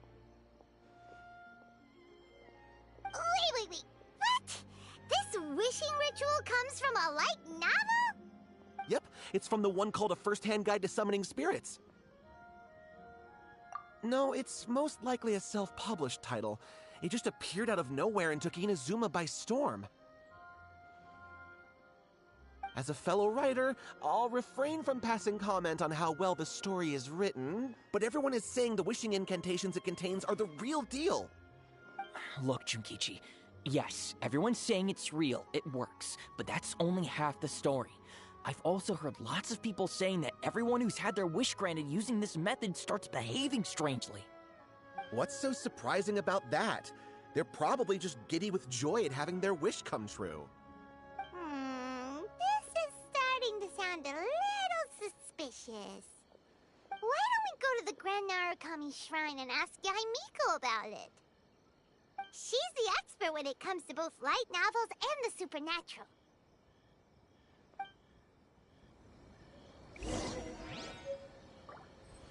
The new book from Yarn Publishing.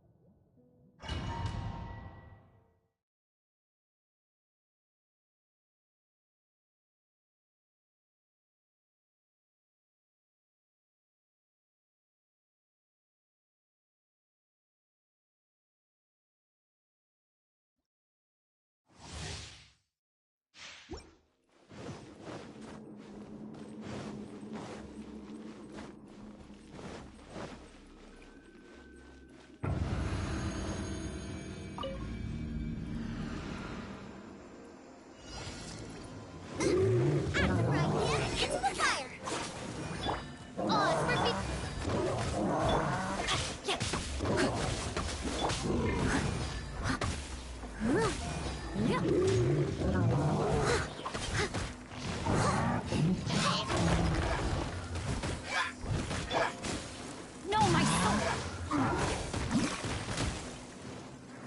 Rain out! Finds your fate. Witness the power. Nice and spicy. By royal Steady as stones. As a dutiful maid would.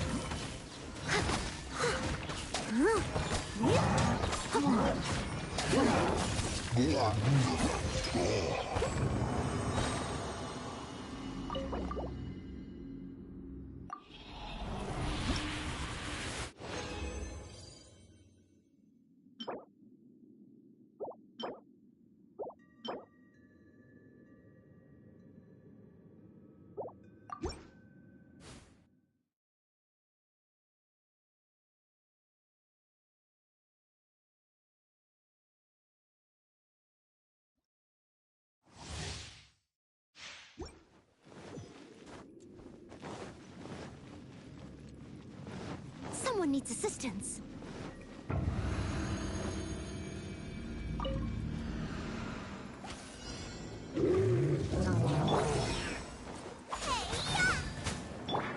Oz, reveal.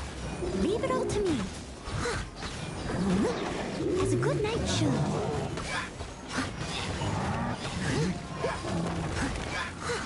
Someone needs to...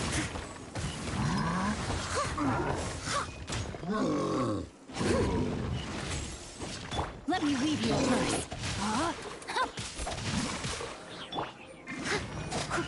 I must leave no stone unturned.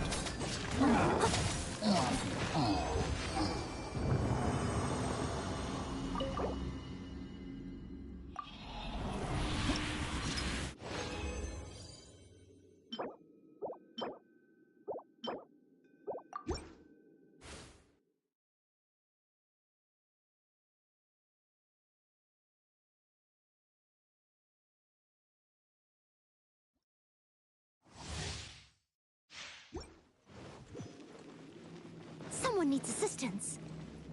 I'll catch up.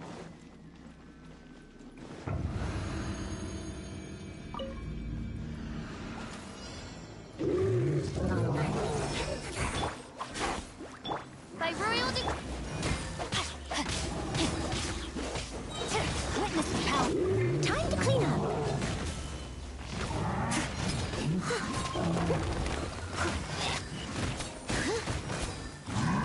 I'll catch up.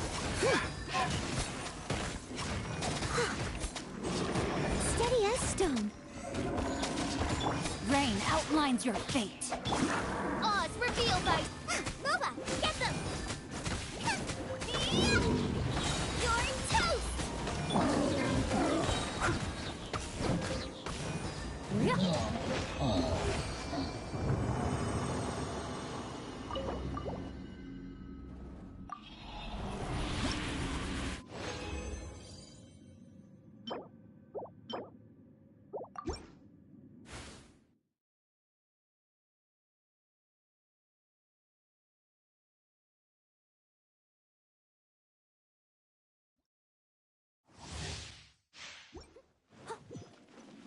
Someone needs assistance. I'll catch up. I must leave. By royal rain cutter, as a dutiful maid would.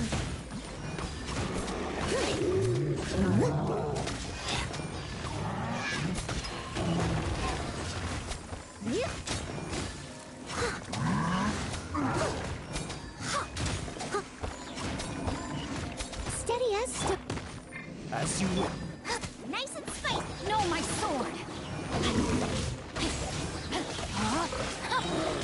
Let me read you. Eat this!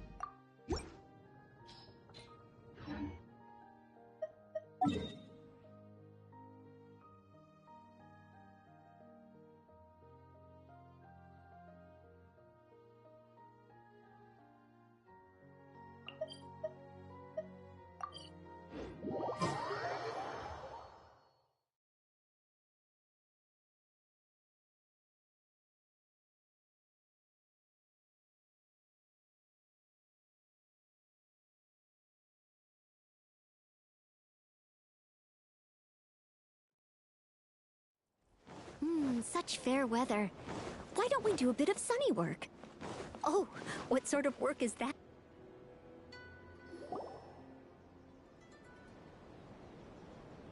Miko! Great, you're here!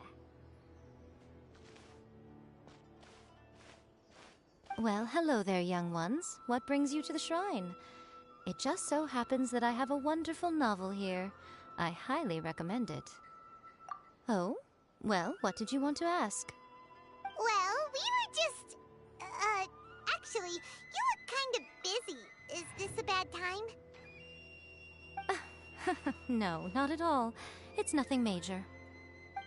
Lady Guji, what do you mean, nothing major? I'm begging you, you've got to help me save my brother. It really is nothing major. I stand by that. Oh, but since you're so curious, let's have him relate the story one more time, just for you. You two seem to have a good relationship with Guji-ai. Please, put in a good word for me. You have to convince her to help my brother. Here's what happened. My name is Kato Yohei, and my brother is Kato Shingo. All he's ever wanted is to become a swordmaster, so he once asked Sensei Domon of the Meikyo Shisui art to take him on as a disciple. Domon turned him away, took one look at him and said he didn't have what it takes to train in the art of the sword. But my brother wasn't about to resign himself to defeat. He trained every day as hard as he could, and finally proved himself by defeating one of Domon's best disciples in a duel recently. But since his victory, he's been acting extremely strange. It's like he's become a completely different person. The doctors can't find anything wrong with him, so I'm betting it must be the work of an evil spirit. That's why I'm here, begging for Guji Yai's help. You know, there really aren't as many evil spirits lurking around as you seem to think. Your brother achieved the goal he'd been striving toward for as long as he can remember, and now it's gone. It's only natural that he feels a little empty and lost while he's trying to find a new direction. If it were me, I'd just leave him be for a couple of days. He'll recover on his own soon enough. No, Lady Guji. If you saw him for yourself, you'd know. I guarantee you he's not acting like someone who feels empty and lost. Oh, all right. Then tell me, when did your brother spar with Domon's disciple? About 5 days ago. 5 days ago, you say? Yes, Lady Guji. That's a long time for him to be acting up like this. I'm really worried about him. Our greatest wish is to one day found our own school, just like Domon. We can't jeopardize that dream now. Wait a minute, now I'm a little confused. Are you here to save your brother, or are you here to make your dreams of founding a martial arts school come true? Well, they're kinda two sides of the same coin, aren't they? Whatever. Let me ask you this. Have you heard of any interesting new rumors lately? If so, I'd love to hear about them. What? Rumors? I haven't heard anything. Oh dear. Well, that's too bad. Lady Guji, please stop changing the subject. This is someone's life we're talking about here. Please, you've gotta help me. Miko, he seems really desperate. This thing with his brother sounds really bad. Come on, you should help him. Okay, fine. Then it's decided. Yay, Miko! So you're gonna help him? Kato, whatever your name was, these two guests are trusted acquaintances of mine, and in fact, they are experts in resolving all manner of strange and supernatural phenomena. Exorcisms and that sort of thing are all in a day's work for them. Yeah! Wait a sec! Really? Is that hesitation that I detect in your voice? So let me get this straight. You come begging to me for help, I actually recommend someone for the job, then suddenly you start doubting me? Not at all, never. Whatever Lady Guji says, I trust wholeheartedly. Thank you two for your willingness to help. Please follow me. No, hold on a hot second, Miko. We may be a lot of things, but we ain't exorcists! Don't worry. If he wants an exorcism, just grab a handful of salt and mutter some mumbo-jumbo while you're sprinkling it around. It's a common trope in light novels, right? You just have to have a bit of bravado. As soon as the protagonist gains self-confidence, everything else just magically falls into place. Well, you were the ones who seemed concerned about his situation. Don't you think it would be a little unfair to make me do all the work? Besides, we both know you wouldn't be here at the Grand Narukami Shrine unless you had a request for me too. This is an opportunity to demonstrate that you come in good faith. This feels all wrong. But you technically have a point, so... All right, let's go. Don't worry now, I'll be coming along too. Okay, let's follow Yohei and go visit his brother. What is going on here? Granted, you can never be quite sure what's going on in Miko's mind, but she seems even more disinterested than usual in Yohei's situation. Well, a life's at stake here, so it looks like we'll have to deal with that first before we'll get the chance to ask her about the incantation stuff.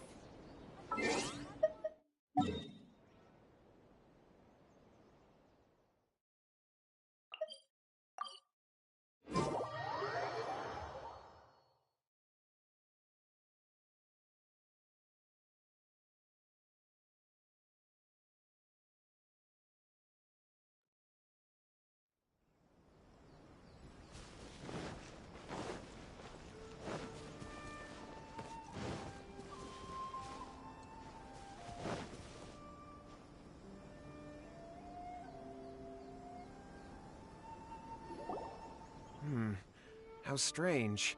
My brother's been meditating here pretty much constantly over the past few days, but now he's gone.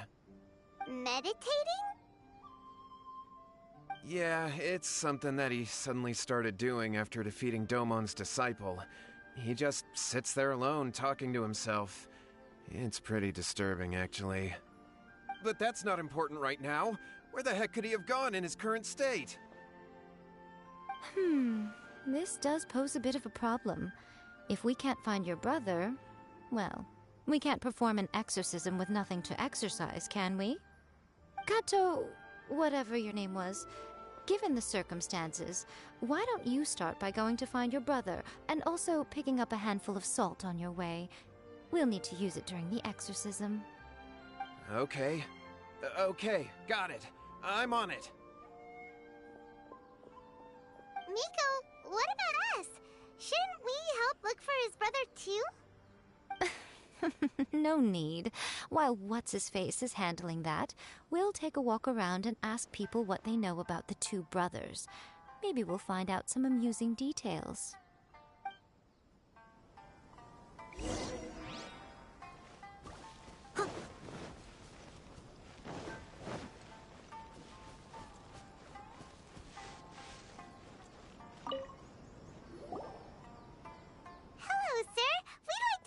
About the Kato brothers. Oh, are you debt collectors? Yohei said to tell you not to worry. He'll be able to pay you back as soon as he has enrolled a few disciples. Huh? Debt collectors? No, we're not here for anything like that. But, it sounds like Yohei and Shingo have gotten themselves into a bit of a pickle.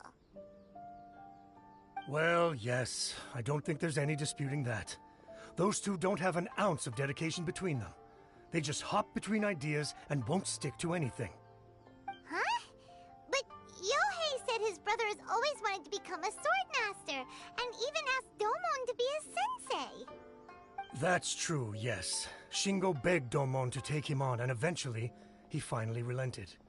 But even after convincing a renowned sensei to give him a chance, he was the same as ever, bumming around in class instead of focusing on his training. In the end, Domon had had enough and kicked him out. But Shingo was resentful about it. He blamed Domon for not seeing his potential, and even declared that he would challenge a disciple of Domon to a duel. Wait, what? That's not what we heard.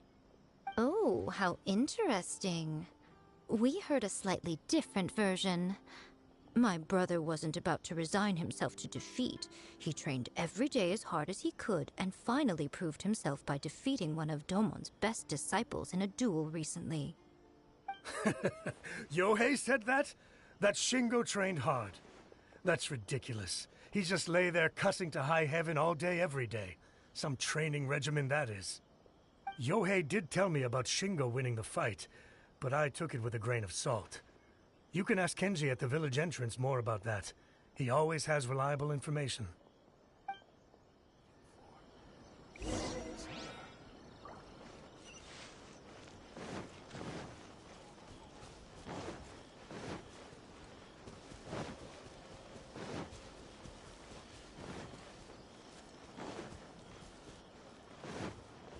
I'll catch up.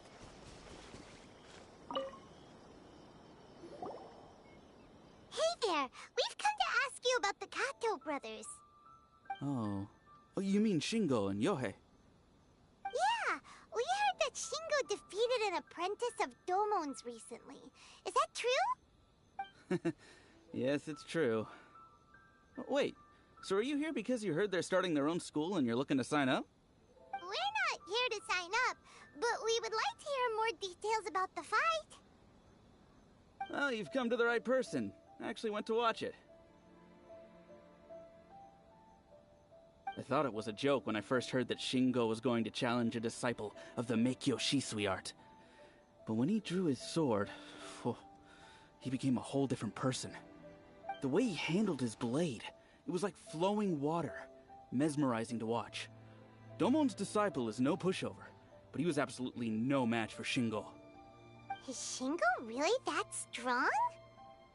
Yep, he seemed pretty euphoric after winning the duel too. He was celebrating very vocally, saying something like, "What a duel. I haven't felt this good in a long time." Any other details to share? We've heard that Shingo has been behaving rather out of character since then. I'd definitely say that he has more energy than he used to. In the past, he never used to do much except lie around sunbathing all day. But just yesterday, for example, I saw him cutting down trees for the village head. In the space of one afternoon, he did what most people couldn't finish in 3 days. Not only that, but he managed to fell a lavender melon tree with just one kick.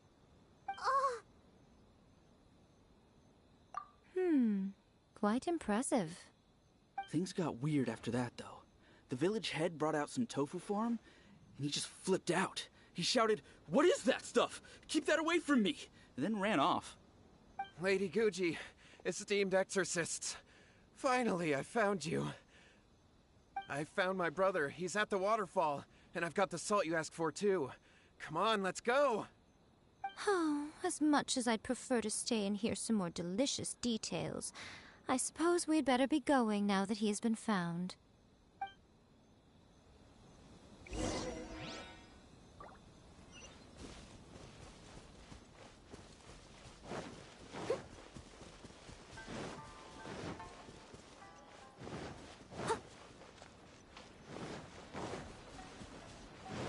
I'll catch up.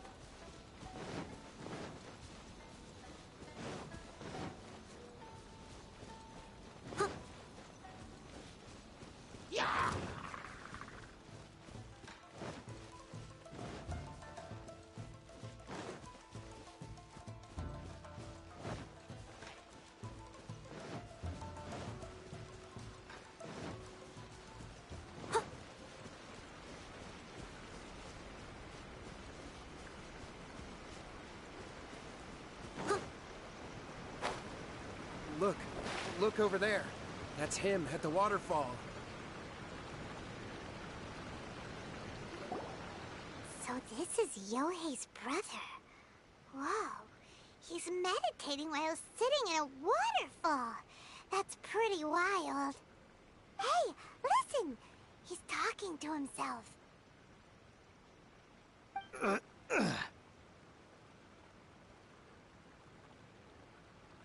Woohoo! How's that?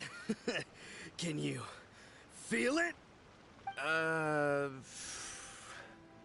Can you feel the feeling of manliness?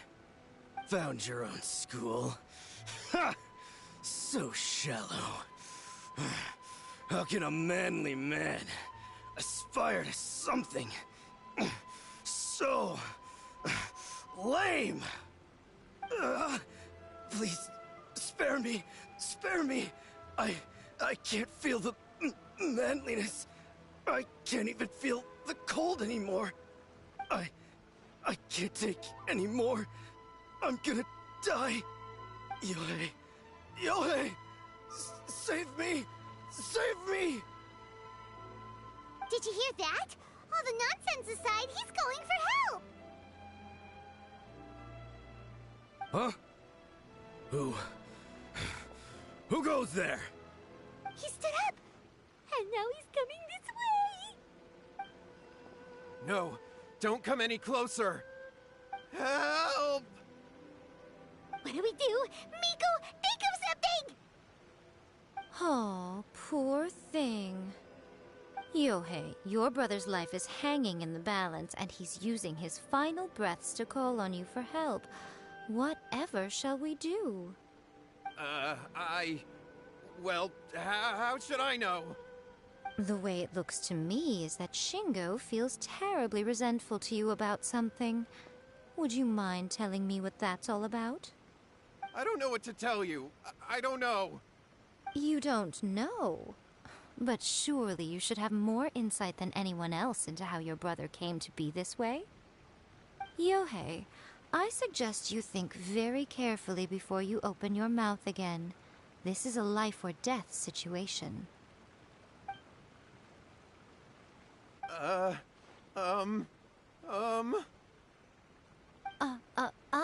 Your brother is your closest relative.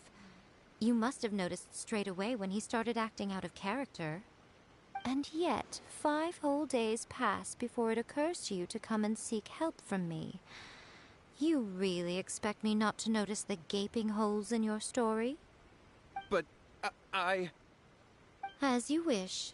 It's fine by me if you don't want to tell the truth. But after Shingo dies, you'll be next. It's futile trying to escape. Anywhere in the world you run to, it will be right behind your back. After all, you did summon it together.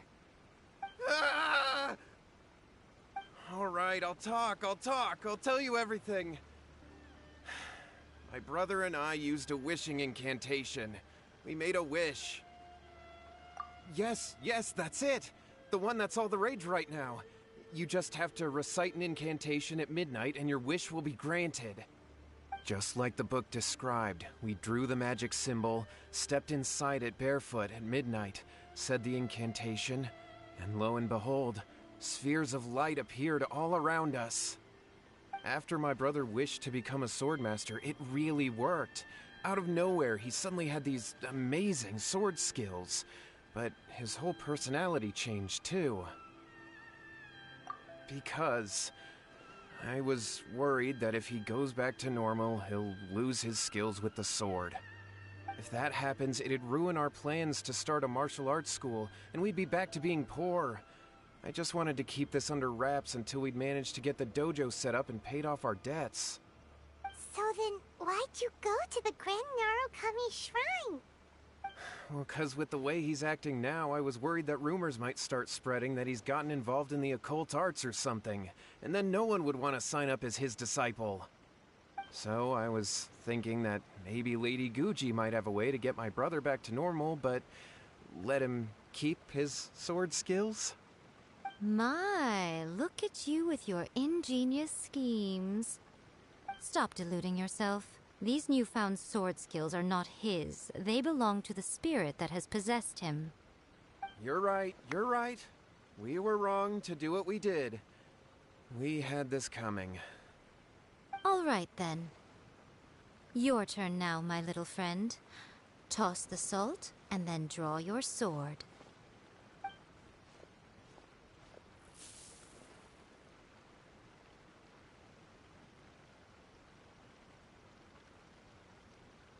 What is that?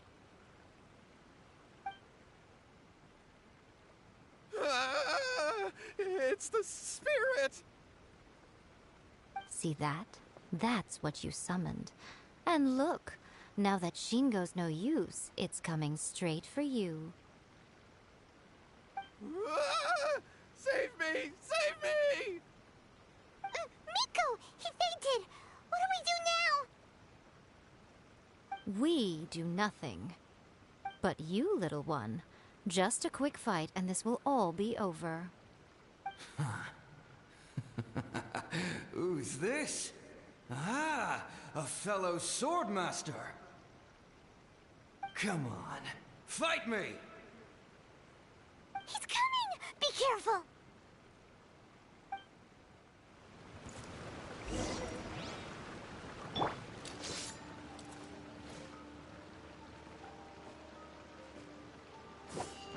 Rain outlines your fate.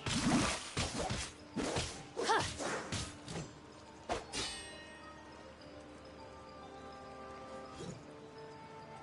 This will do!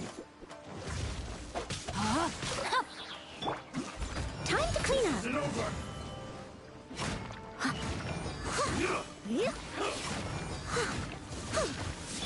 Witness the power of Guhua. Cut down. Like this. That was great! Excellent! Whoop! What a rush! I haven't felt this great in a long, long time. He disappeared! But he looked pretty content at the end there. Huh. Well, Paimon sure is confused. Do you know what that was all about? We can talk about it later. They're about to wake up.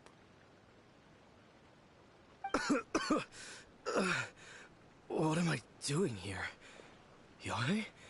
Yohei, is that you? Shingo, are you alright? Yohei, I had the weirdest dream. I dreamed that I wasn't a useless loser with a sword anymore. I even beat one of Domon's disciples. I thought we could finally open a dojo of our own now. But then I realized I couldn't control my own body. And there was this voice in my ear talking to me constantly. I was terrified and I wanted to take control of my body back, but I couldn't. And the voice kept talking about manliness. Shingo, we shouldn't have made that wish. We summoned a spirit and it possessed you. Yes, and had we not come to your rescue, your life would have been over before too much longer. Then the spirit would have haunted your brother until he died of fatigue too. Thank you, Lady Guji, and thank you for your assistance, exorcism experts. All right, take him to get some rest. He's very weak right now, having been possessed for quite a few days. He will experience a high fever, but it won't be fatal. Remember, this is the price you pay. At this point, I would normally lecture you on the dire consequences of using occult methods to obtain power that does not belong to you. But I think you get the picture now, don't you? Yes, we understand now. We won't do it ever again. Thank you, Lady Guji. Thank you, exorcists. We'll be on our way then. Come on, Shingo.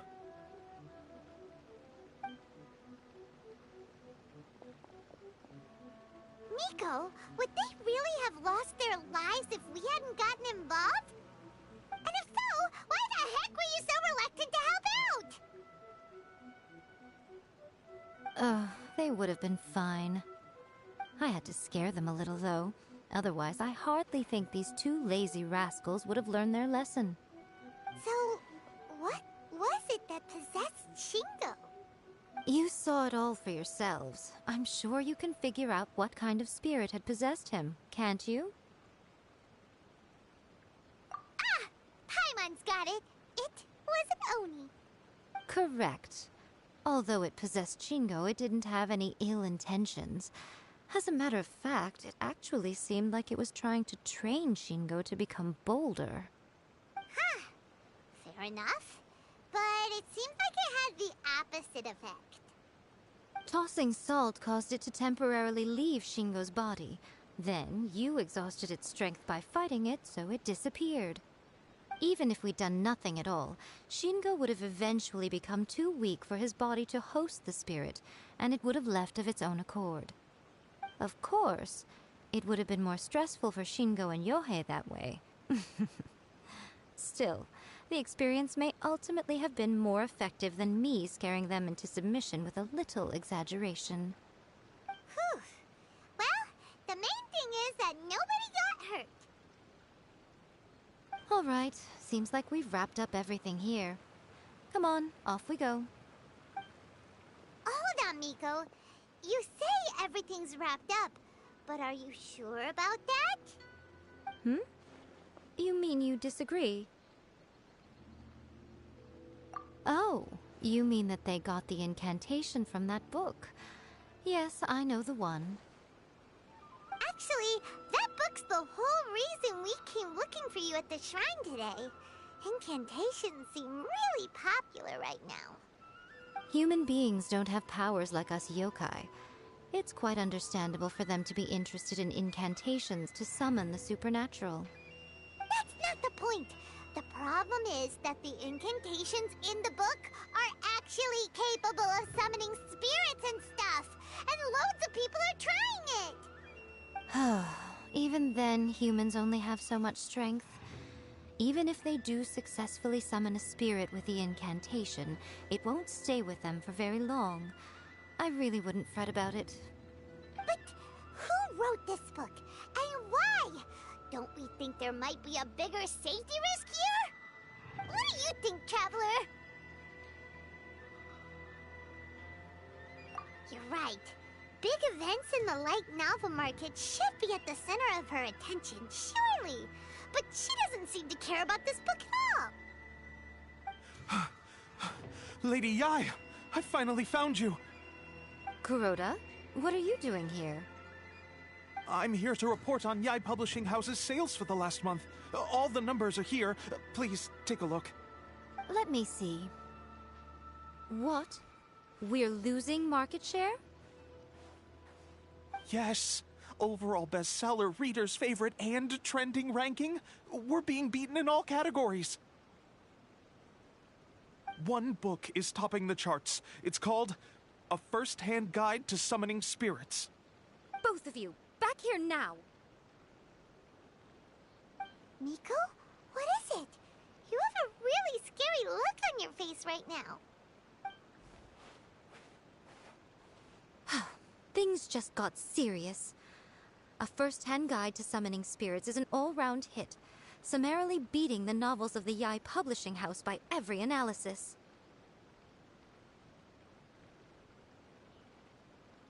Just what is that supposed to mean? I worked extremely hard to promote our latest featured work, and now a rival book comes out of nowhere and steals our thunder. If this isn't the very definition of intolerable, I don't know what is. I have to come up with a counterplan, and you are going to help me.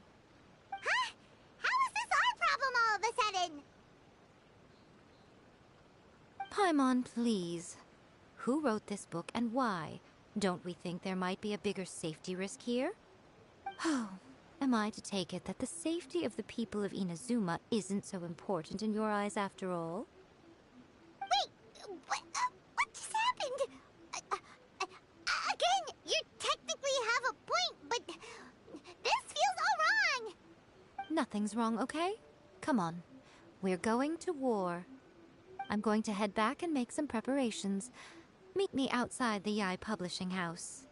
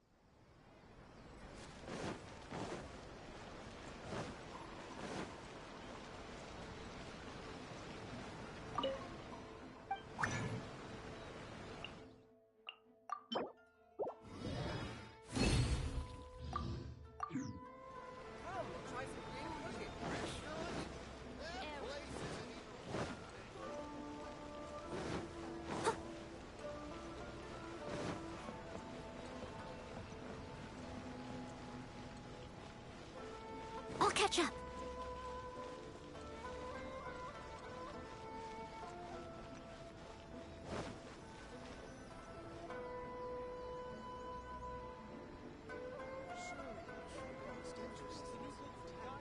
All right, Miko, we're here. So what's your plan of action to deal with this rival book? Why don't you take a guess? I'll give you a hint. It's to do with the Yai Publishing House. Oh, Paimon knows!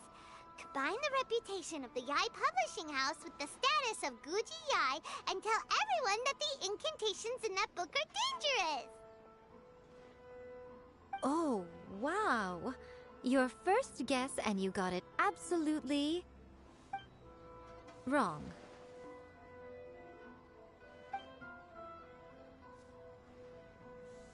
Yeah! Wait! Seriously? That wasn't it? A First-Hand Guide to Summoning Spirits is the hottest light novel right now. If we did as you suggested, we would effectively be advertising to everyone that the incantations are real. In bending over backwards trying to warn everyone about the dangers, all we would accomplish is to create more curious readers ready to try them out. Also, sales for the book would only increase further. Okay, yeah, that would be pretty catastrophic. Oh, copies.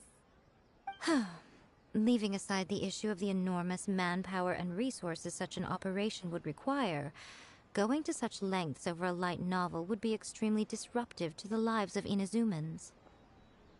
But that means there's nothing we can do. Well, I've been thinking.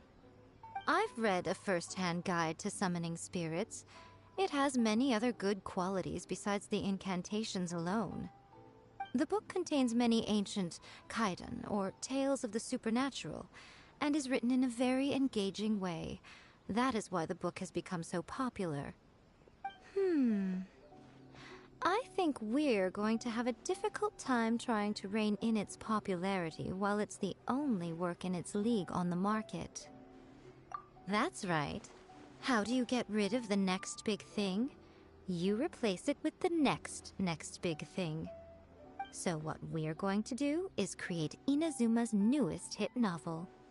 Smash our rivals' sales numbers and win our readers back. That is how Yae Miko wages war. Incidentally, this will also be the best way to combat the influence of a first-hand guide to summoning spirits. Wait, Miko, so you want us to write a novel? Well, becoming an accomplished novelist certainly isn't an overnight process, but let's not forget that I am the chief editor of the Yae Publishing House. I have my ways. I did say this is what we're going to do. I trust that the word teamwork is in your vocabulary. Anyway, there is a writer submission event going on at the moment. Start by talking to readers and finding out what they're into. When you have an idea of what the current trends are, come back and see me. I'll be at Uyu Restaurant. Find me there when you're done. I will assemble a team, and we can work while we eat. Characters. The new book from Yae Publishing House is out. Come take a look. Shogun must have her reasons. I'll catch up. The Yae Publishing House has held many writers' submission events to date. The winner gets a huge amount of publicity. It's been the ticket to fame for a lot of authors. If you've got a good idea for a story, you definitely don't want to miss out.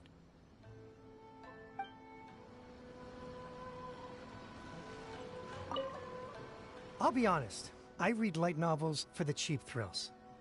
In most traditional stories, the protagonist usually has this long and drawn-out character arc, usually involving a process of separation, loss, and ultimately growth and renewed strength. It reads well and everything, it's just a little slow-paced for me.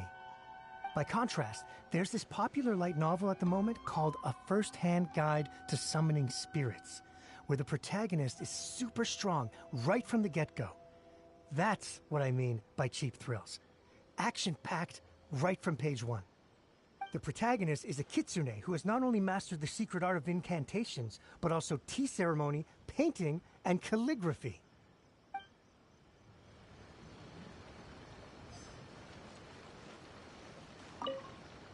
I've been reading light novels for a long time now. I'm mainly into big, ambitious fantasy works with an original core concept and good storytelling. These days, though, everyone seems to be imitating each other. Most of the time, I can guess what the story is about just from the title. The only recent book worth mentioning is A First-Hand Guide to Summoning Spirits. Not only is it a good story, but the descriptions are really true to life. So much so that I'm almost wondering if maybe the author really has met all those yokai before.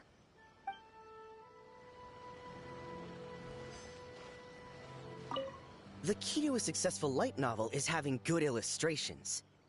When to use illustrations, what they should contain, and which artist you should commission for them. These are all key things to bear in mind. Good illustrations can make up for bad writing. But on the flip side, a bad illustration can ruin your novel, even if you have the best story in the world. There's a saying that light novels are essentially a case of buy art, get words free. I'd agree with that.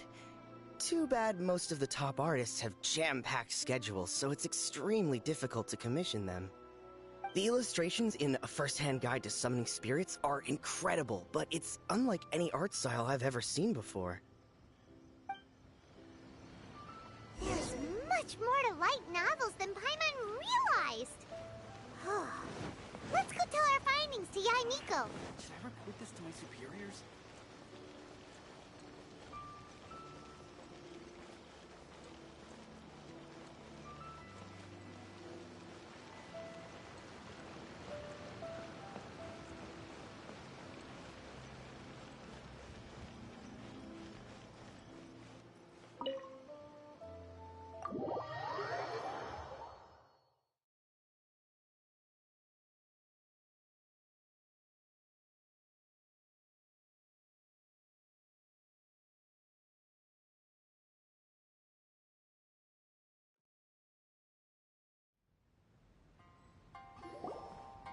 Ah, there you are. Let me introduce the team. You've already met Junkichi and Shigeru. Shigeru is an experienced editor, and Junkichi is the author he's partnered with. Junkichi's working through a creative lull at the moment, but all his past works have been very popular with young people. He's developed a distinct and enduringly popular style. Satomi is Yai Publishing House's ace in the hole. Her specialty is that she can write all kinds of completely different stories and all under different pen names. As for what those names are, well, that's a trade secret. They will be teaming up with us to collectively create the novel that knocks a first-hand guide to summoning spirits off its perch. So, feeling better about my plan now? Uh-huh. It definitely makes sense. Now then, tell me what you found out about readers' preferences.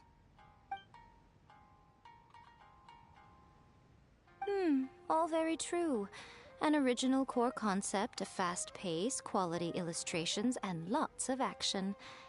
This is the formula that will guarantee good sales numbers. More importantly than that, even though it's a work of fiction, we have to deliver a sense of realism. Paimon followed pretty much all of that, but there's still one question. What are we actually gonna write about?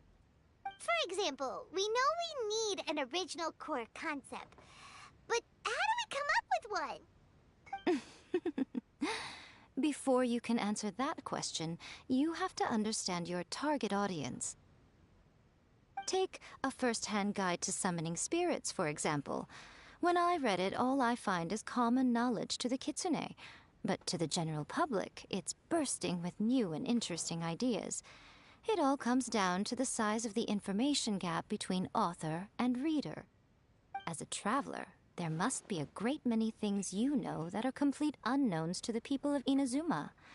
What is commonplace to you may be fresh and original to them. Oh, right! So maybe we can take inspiration from our time in Mondstadt and Lille. But that would make it a completely different genre than A First-Hand Guide to Summoning Spirits.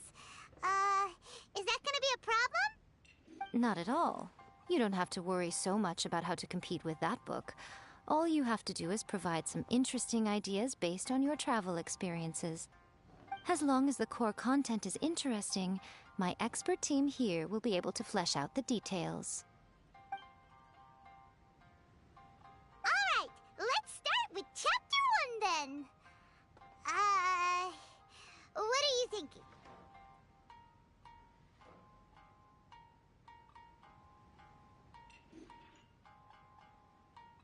This sounds like a great one! Let's see here. The protagonist arrives in Mondstadt for the first time to the sight of a dragon flying around and wreaking havoc on the city.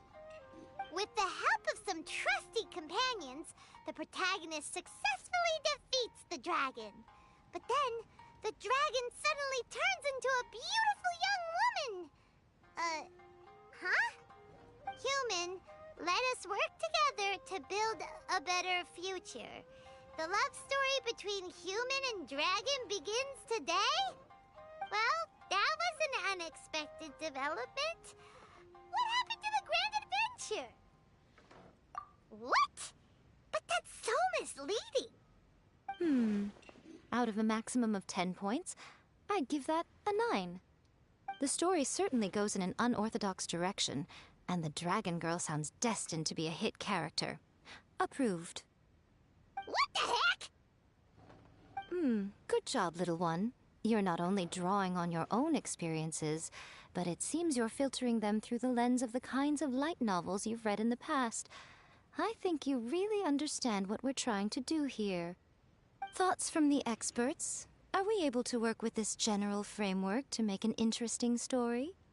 Yeah, we think it works. I tend to overcomplicate the core concept if I'm not careful, so this deals with that problem. That's good. Okay, we're done with Chapter 1. Let's move on to Chapter 2. Huh? Won't that do for now? Readers will devour your content a lot more quickly than you'd think. If we don't keep delivering the goods now we've caught their attention, all our hard work so far is in vain. Hurry, Chapter 2, let's go. Can't you see that Satomi is waiting? Huh?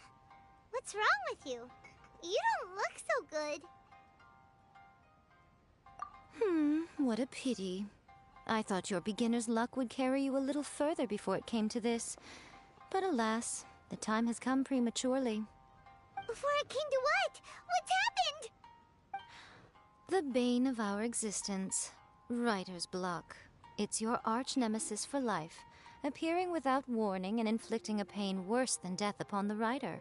They sell their souls just to get their muse back. Sounds awful! When this happens, the best thing you can do is have a bite to eat and take a proper break. Boss, get me a plate of fried tofu, and get some kushikatsu for these two. Just the basic kind will do. Don't worry, this is my treat. Your treat? Oh, wait a minute. Miko, we'll be getting paid for all the hard work we're doing, right? Of course, everyone that takes part in the creative process will be paid. Alright, cool. Then let's press on, shall we? Don't give up now. For the sake of our paycheck, get your brain going! Ooh! Does this mean your inspirations come back?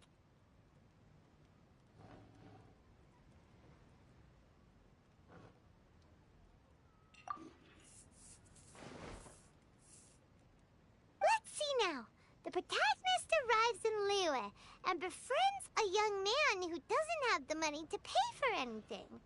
Only later do we find out that this young man is none other than Rex Lapis himself. With the help of the Qixing and the protection of the Adepti, I am free to roam this vast realm. Is this the kind of cheap thrill that guy was talking about? I give it a 9.8. The story is fun and action-packed with no dark undertones. Also, there are a great many legends about Rex Lapis. I'm sure it will spark the people's curiosity. I, for one, think there's a sizable market for this. Approved. Alright, well, let's just hope Zhongli doesn't mind. Great. Well, now Satomi can get started on that. Leave it to me, Lady Yai.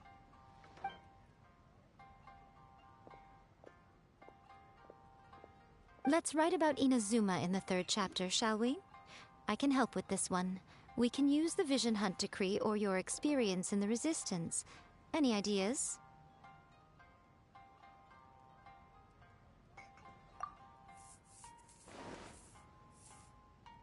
When the Vision Hunt Decree comes out of nowhere, the protagonist joins the Resistance, starting out as an ordinary rank-and-file soldier. Find out how the protagonist goes on to make great contributions to the war effort, become best friends with the Resistance General, and get to know the Guji of the Grand Narukami Shrine, working together with everyone to finally secure a grand victory for the Resistance. Huh. It's surprisingly normal. I think it's rather good.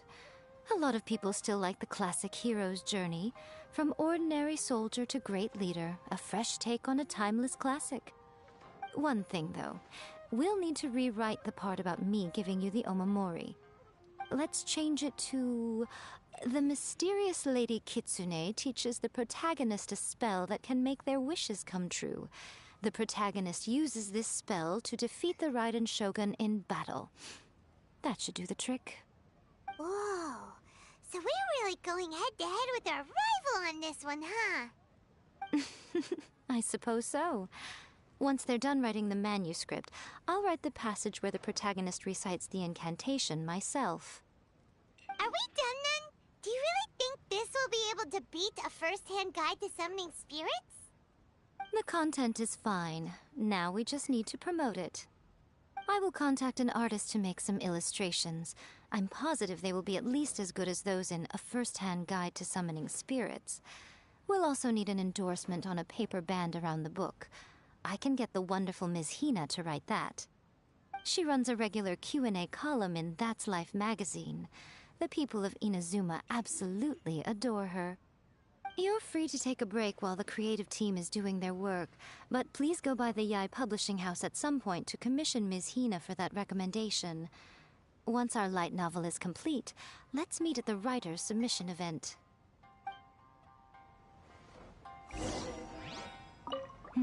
Let me think. What spell does Lady Kitsune teach to the protagonist? Ah, I've got it. I've got to make sure it sounds suitably mysterious.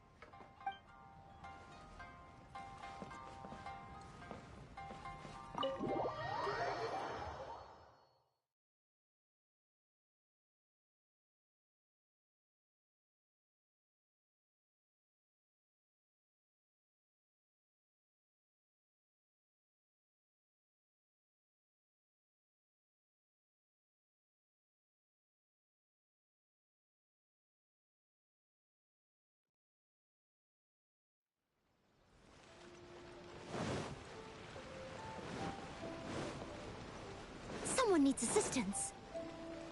Someone needs assistance.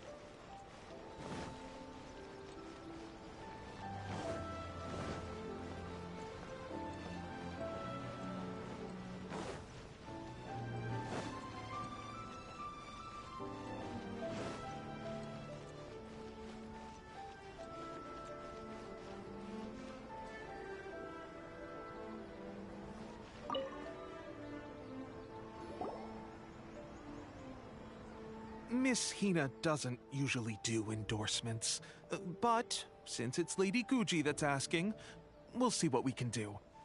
With Miss Hina getting so popular lately, a lot of people have come to us hoping to do a collaboration. But Miss Hina's not interested in any of it. She still prefers to focus all her efforts on replying to readers' letters, and turns down every promotional opportunity she can. Maybe that's why her fans like her so much. I'm getting off topic here. Anyway, if we can get that endorsement from Miss Hina, you'll definitely get an exposure boost at the beginning. May your light novel sell well and set a new record for the Yae Publishing House. We'll do our best.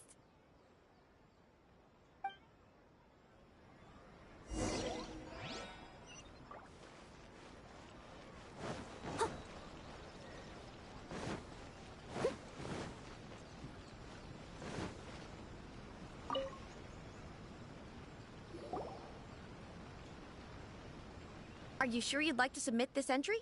Let me see. The Miraculous Adventures of the Traveler by Thousand Hands. What a strange pen name. Definitely your doing. Having been around you so much recently, Paimon's slowly starting to understand your unique tastes. What do you mean, strange? It took a lot of work by a lot of different people to get this thing finished. Don't you think it's a very descriptive pen name? We'll get this printed as a matter of priority and conduct trial sales in pilot locations throughout Inazuma. I'll announce the sales numbers in 3 days. Uh-oh. Paimon's getting a little nervous now. Do you really think this is gonna work? That's right. Be confident in your work. That's exactly how a light novelist should be. Okay, then I'll sign you up. Please come back in 3 days for the results. Thank you all for your submission. I wish you the very best of luck.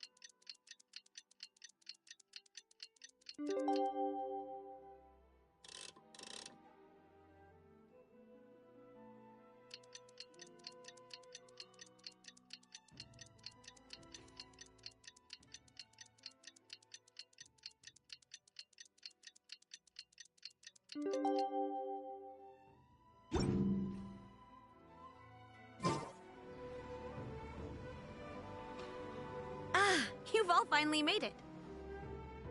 Good news, everyone. I just received word that your light novel is flying off the shelves. Multiple sales locations are asking when we'll be printing more copies.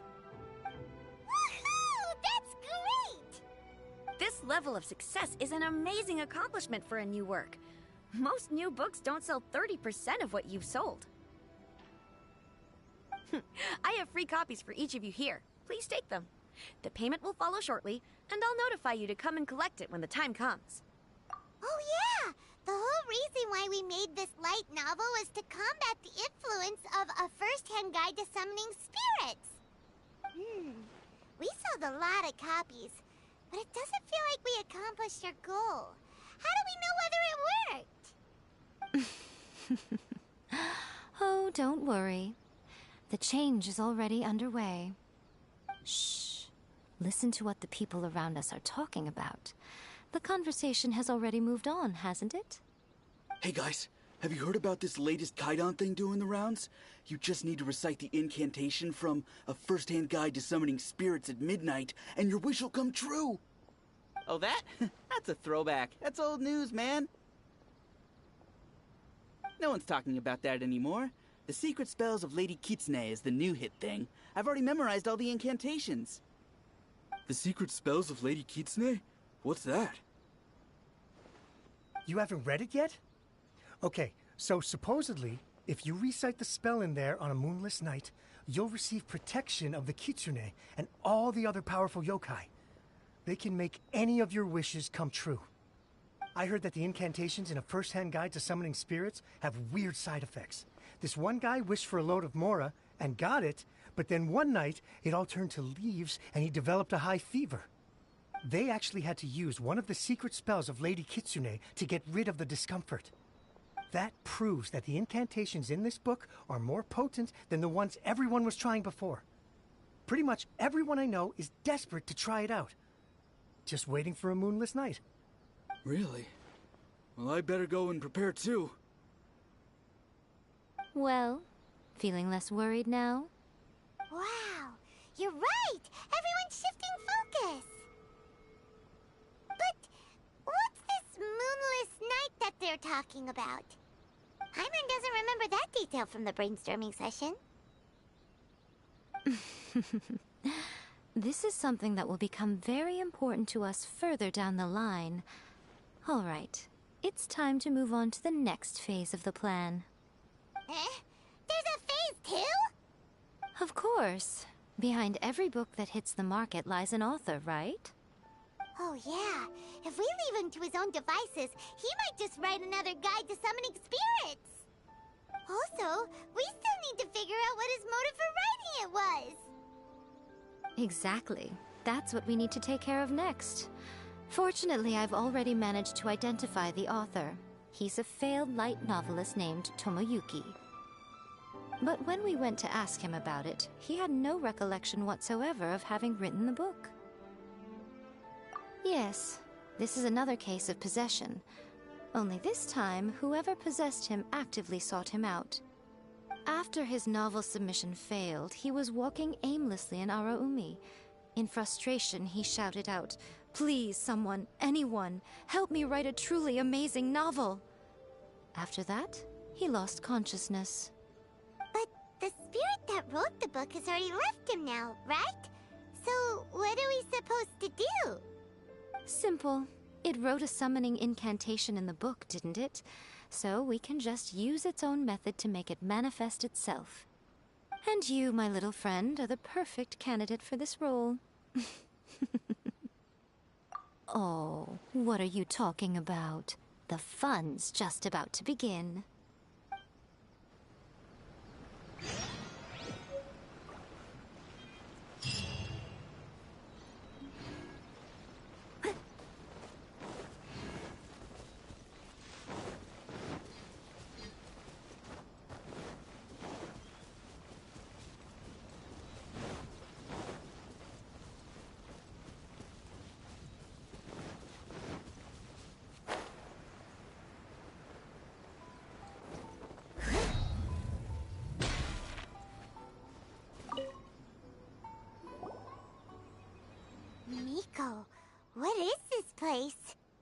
The ideal spot for a little meet and greet with a certain elusive author.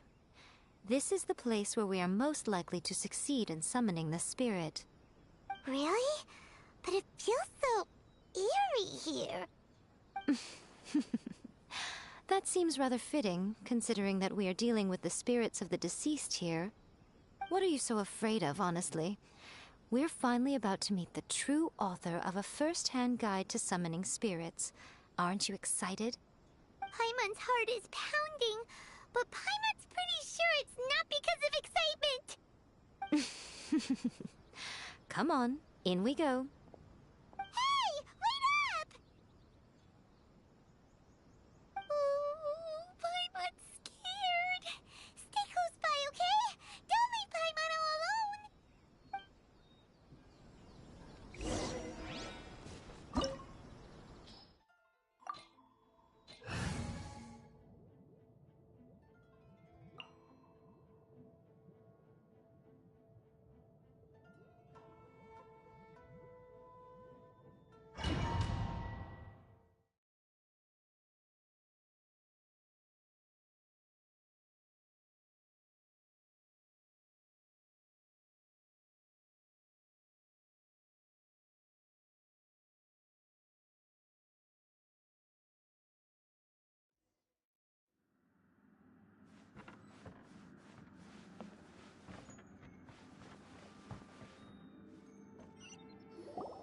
What a weird painting. Miko, do you know what it's supposed to show? Probably a scene from ancient Inazuma. It's a good piece of artwork and all, but it's also kinda eerie. So it's a bit scary. Looks like the artist signed their name. Rakusai? It's not very clear. Let's go inside and take a look.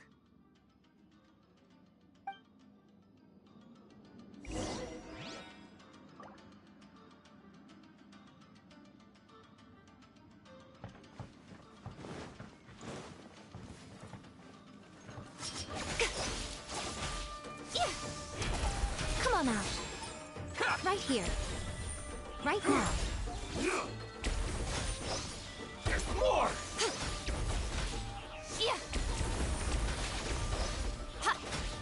Fall before me! Right here. Is that all? Right now. My blade! Emerge. How's that? Right here. There's more! To the fairy.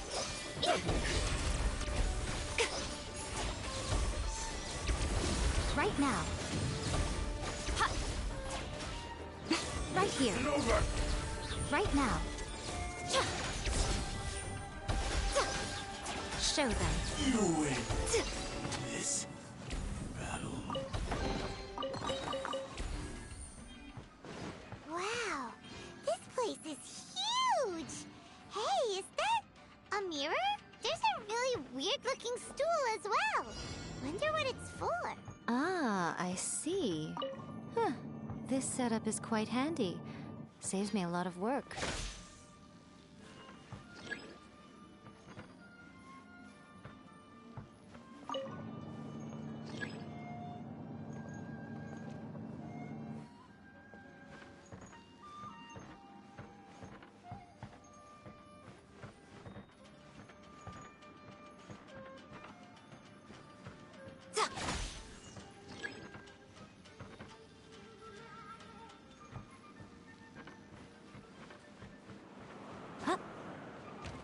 Emerge. Right here.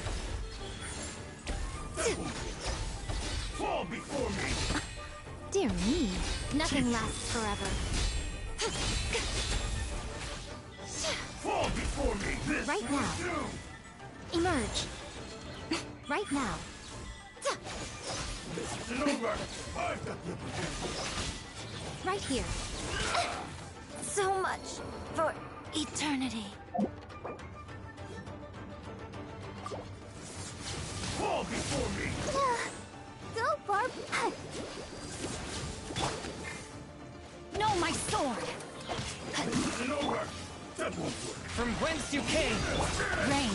outlines your fate. Come on, we can do it. Right now. Right here. Right now.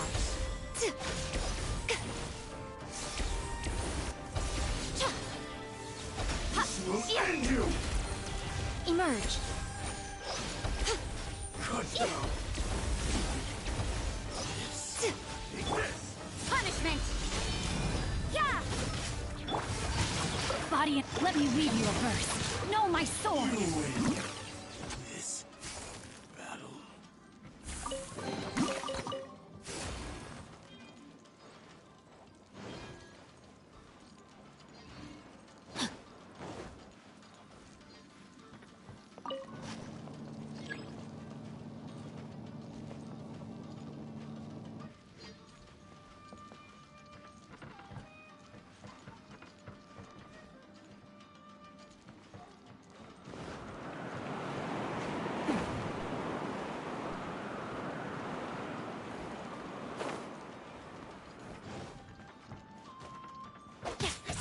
Today! One with my blade! Spirit blade! Attack! Witness the power of Gugwa! To the fairy! Finally, I take me to the fairy!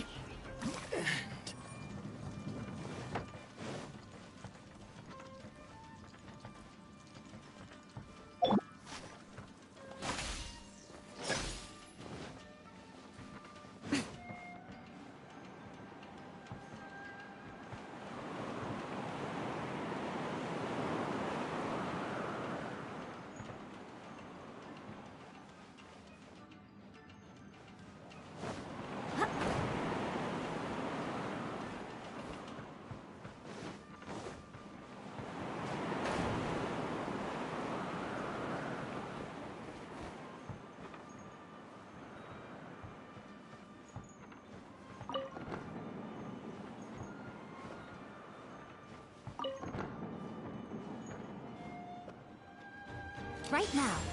Right here. Right now.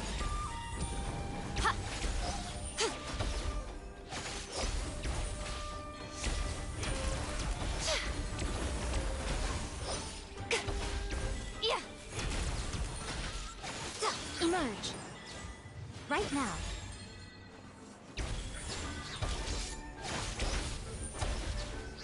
I'm always watching.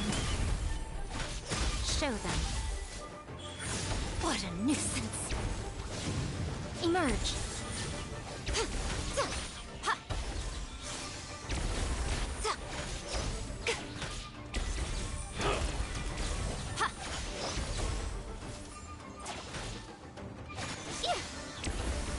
You win this battle.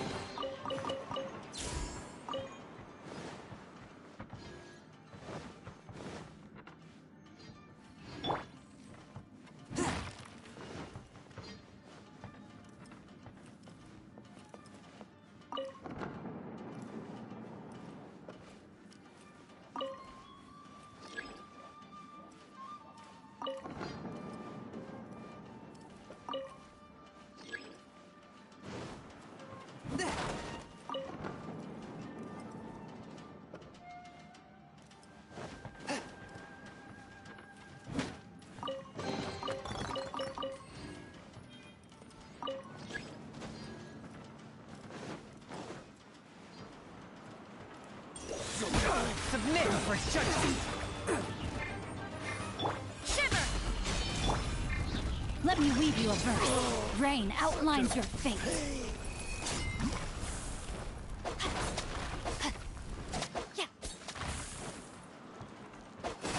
Body and mind.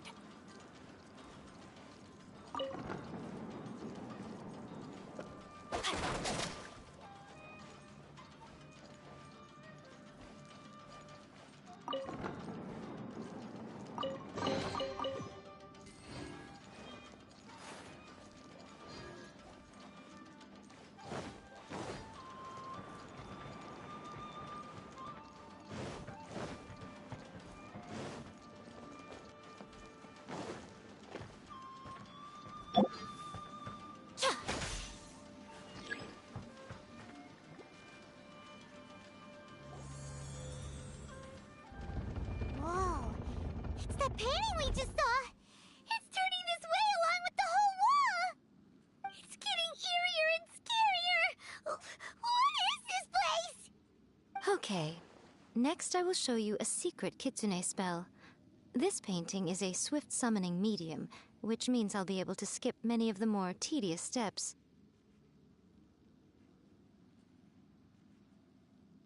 The murky mirror reflects the view of Inazuma in a bygone age. Spirits stirred by the sight of the past will be easily drawn to it. You're up next, little one. Come on, sit yourself down here. Yes. The whole point of a summoning ritual is for a dead person's spirit to possess a living person's body. You saw what happened to that Oni samurai spirit. After leaving the host's body, he was only able to maintain his form for a very short time before disappearing. Are we positive that summoning a spirit to possess the traveler isn't gonna have any lasting negative consequences? Oh, you really care about the little one quite a lot, don't you? I'm a little jealous. I wish my friends were caring like that. Anyway, are you scared, little friend? Don't you worry now, it'll be over soon. Just think of it like having a dream. Sit on the chair, stare at the painting, and relax your body and mind. Try and be natural. There's really no need to be nervous.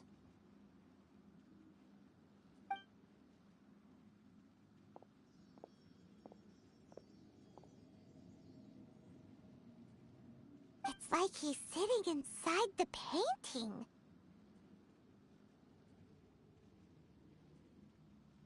Huh? Is Paimon seeing things? Did the painting just move?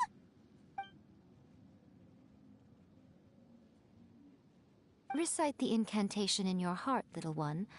Also, you'll need to have some intense thoughts going through your head. A wish, for example. Now, what kind of wish do we think it would take to summon forth the author of A First-Hand Guide to Summoning Spirits? Anyone? Probably something to do with writing? Very good. The wish needs to be heartfelt, though, so let me help add a little realism to the equation. The book is selling exceptionally well, Traveler, but we're going to need an outline for Chapter 4 as soon as humanly possible. When is the earliest that you can turn it in by? The painting is moving again! What the...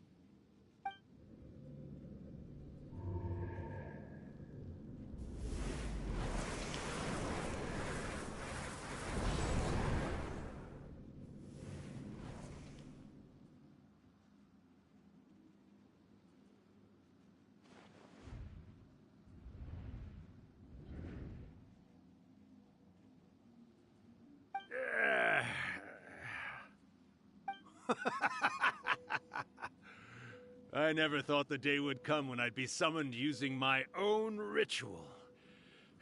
Getting a taste of my own medicine. What have we here?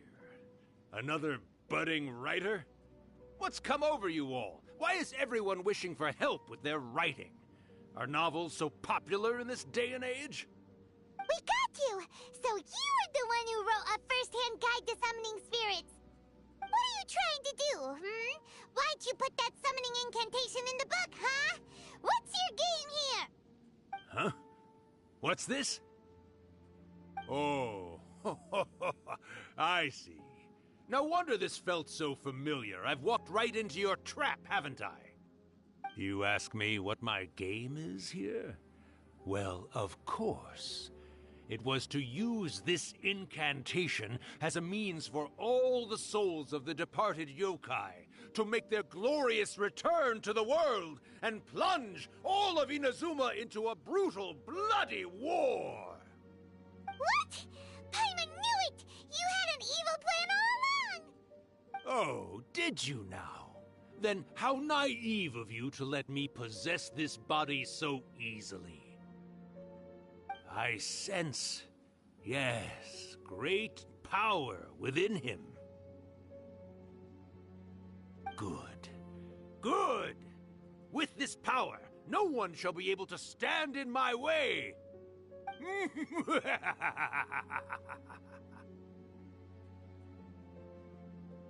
Wake up! Quick! Wake up! We gotta stop him! It is futile. You shall never wake him again. This body now belongs to me! Hey! Come on, wake up! Don't let him take your mind! Miko, think of something! Miko! Miko!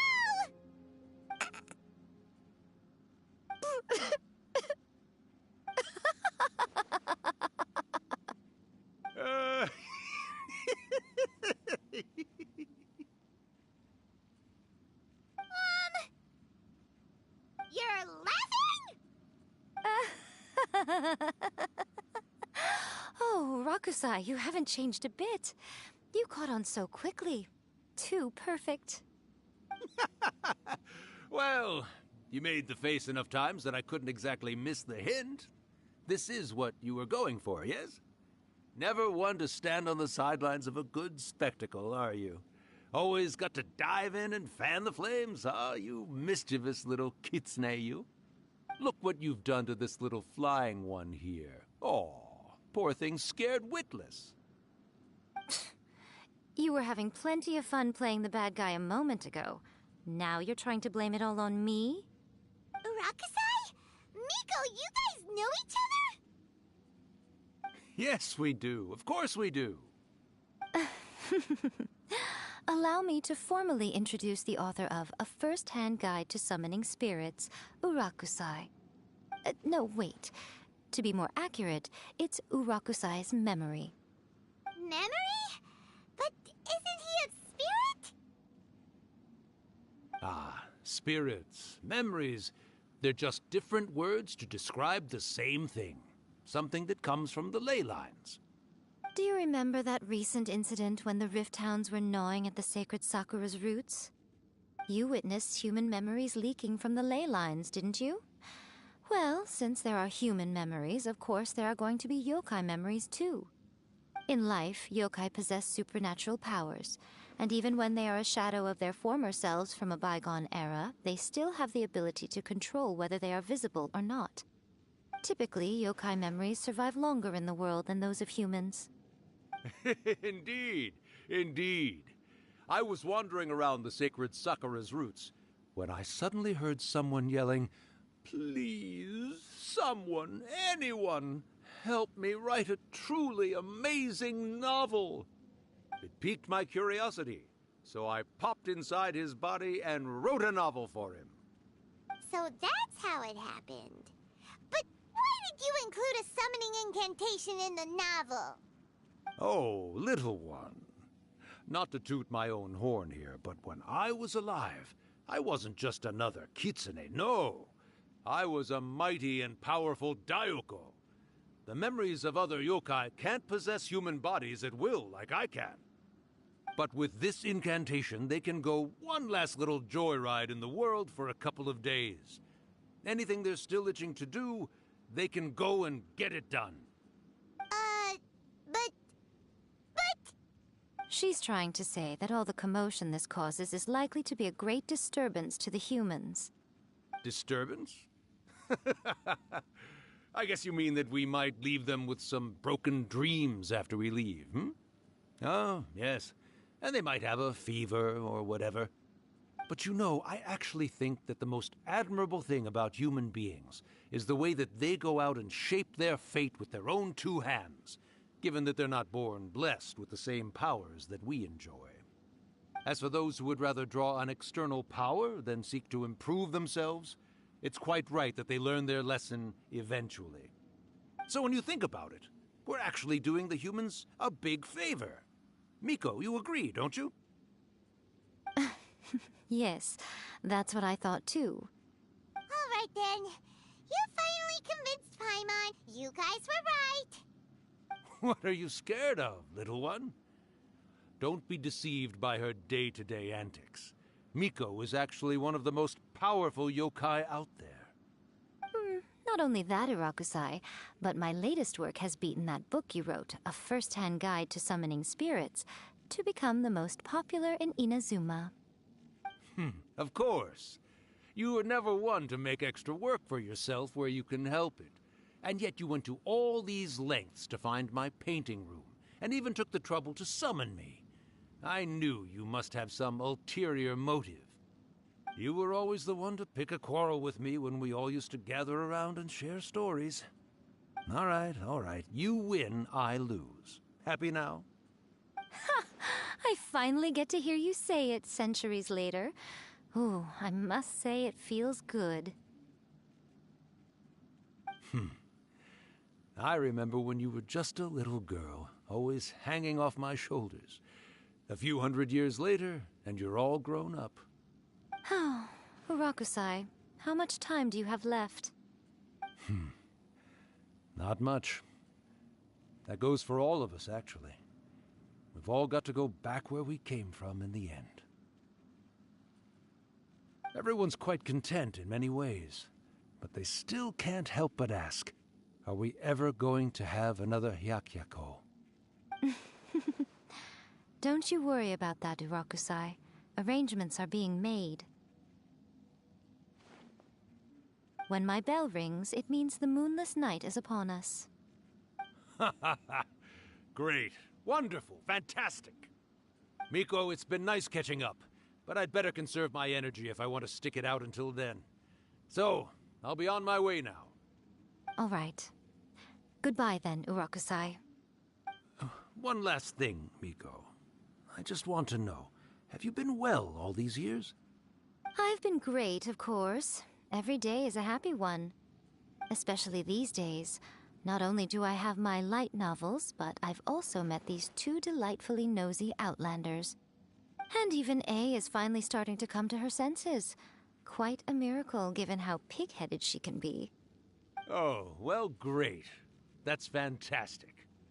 Urakusai, you'd be right at home in this era. A great storyteller and artist like yourself would be the Yae Publishing House's ace in the hole. And I would personally be hounding you over your next installment. He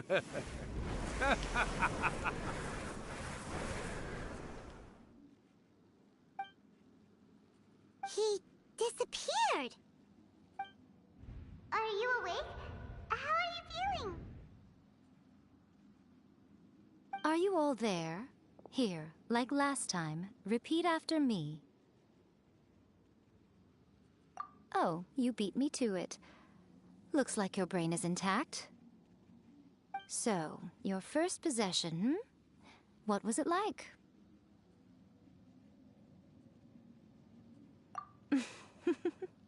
Good. Saves me from having to explain everything again. Hearing Urakusai admit defeat has put me in the most wonderful mood. In return, it's only fair that we make sure to deliver on what they're all hoping for. Yes, though they only represent a tiny proportion of the memories in the ley lines, it will still be quite a sight to behold when the time comes. Since you've come this far, why don't you do one last thing for me, I'll need your help with the ritual. You cannot be serious, Miko! After all that, you still have more errands for us?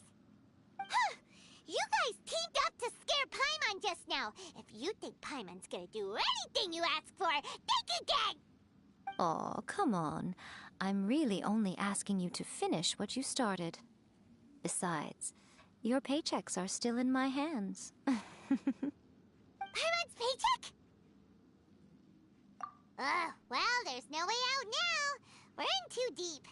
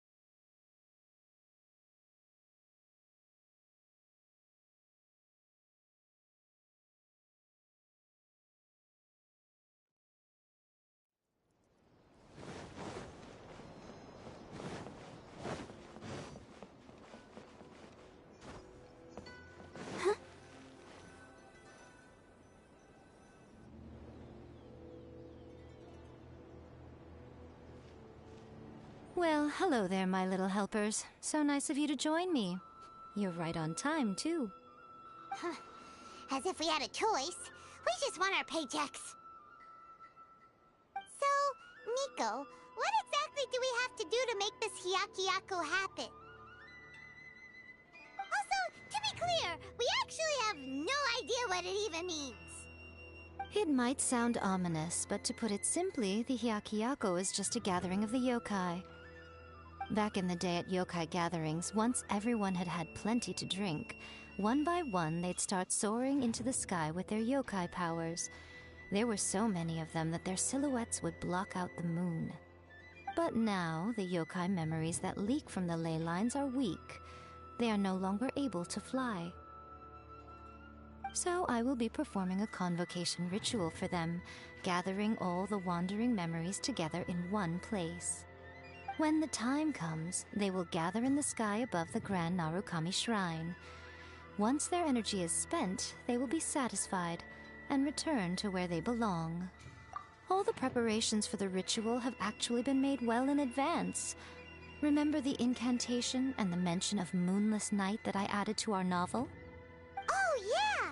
Something about reciting the secret spells of Lady Kitsune on a moonless night. That's the one. Actually, it's not a wish-granting incantation at all. It's a spell to help calm the ley line memories. When that time comes, let's all pitch in and help send them on their way. I will start the ritual preparations shortly, and at that time, I need you to do two things. First, tell the Shrine Maidens to leave the mountain. During the Hyakyako, a whole swarm of yokai memories will be hanging around in the air above the Grand Narukami Shrine. Having the Shrine Maidens leave avoids the bothersome issue of someone potentially getting possessed. After that, I will commence the ritual, and the memories will begin to congregate. This will take some time. I need you at the foot of Mount Yogo during this part to keep an eye on nearby monster activity. The memories are normally dispersed and don't pose a threat, but when their energy is concentrated, it is likely to disturb the monsters.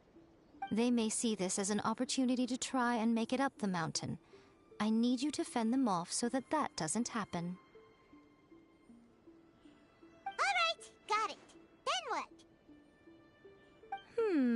Well, if at that point you felt like coming to the shrine and getting a close-up view of the yokai, I wouldn't say no.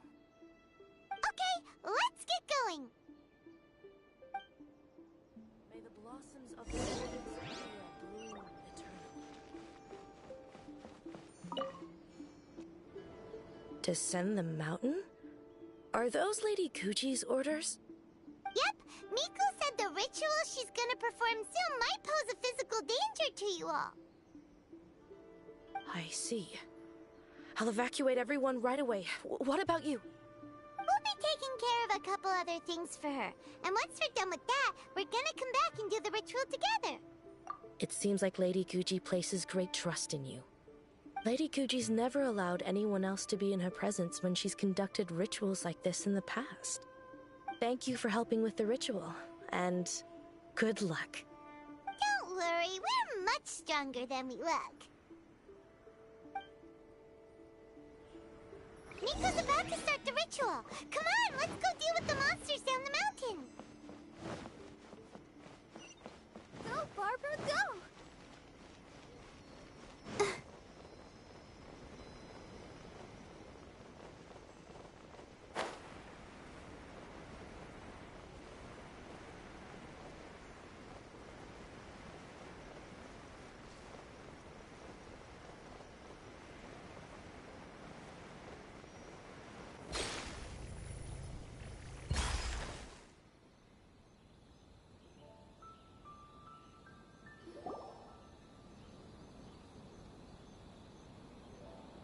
These monsters look really riled up. Yep. Let's get rid of them as fast as we can. Then we can get back in time to see the yokai. All right, here they come.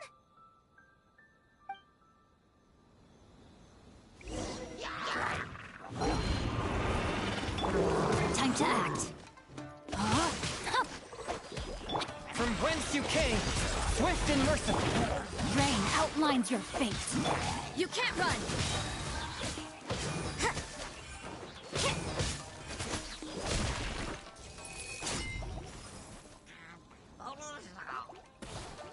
Lights out.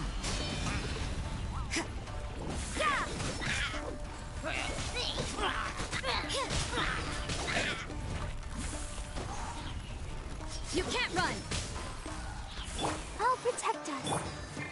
Witness the power of Gugwa.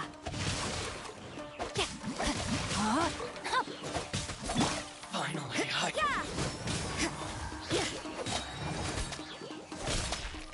Shiver!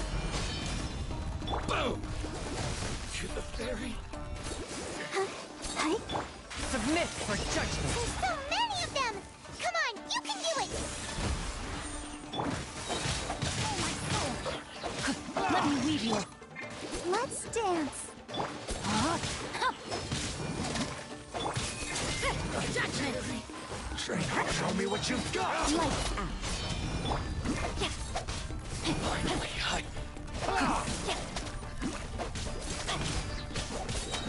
Witness the power of Gugwa. Alright, that's the last of the monsters. How far along do you think the ritual is? Let's head back to the Grand Narukami Shrine and take a look. Forth, my blade! Spirit blade! You can't run! Let the show begin. Rain outlines your fate. Ring cutter. From whence you came! Shiver! Judgment!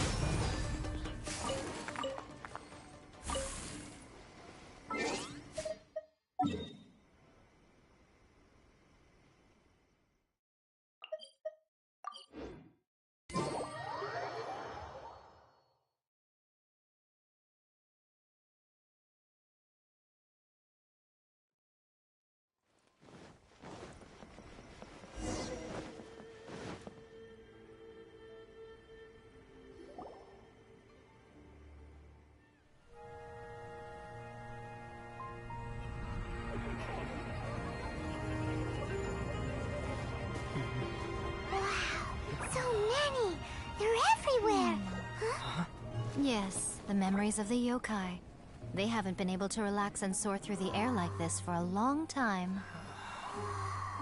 Come with me.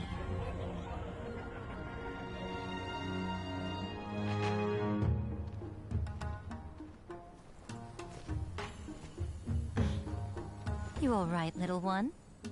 You look a little nervous. It's just, Hyman's never seen anything like this before. Whoa, they've really blacked out the moon!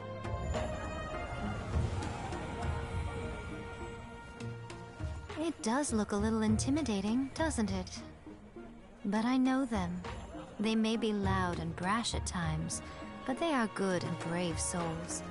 Even after losing their lives in a brutal war, they have never given in to grief or despair. Alas, their time is short.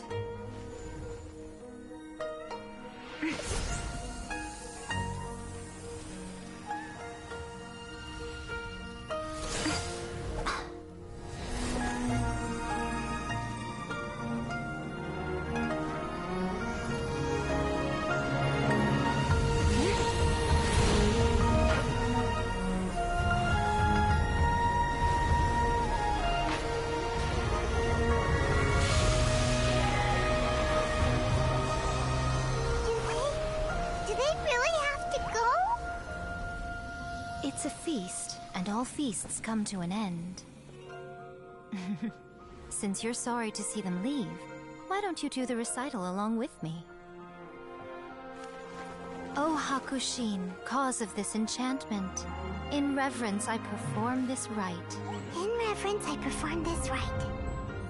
To be a guiding light.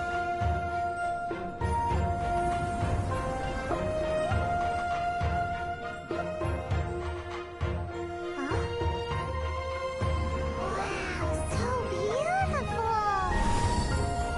Look! Lights are coming from Inazuma City!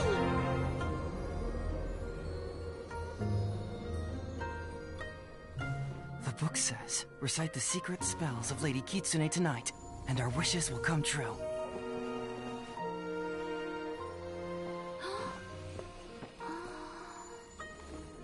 Oh, Hakushin, cause of this enchantment. I perform this rite to be a guiding light. Your unrivaled power will be honored eternally.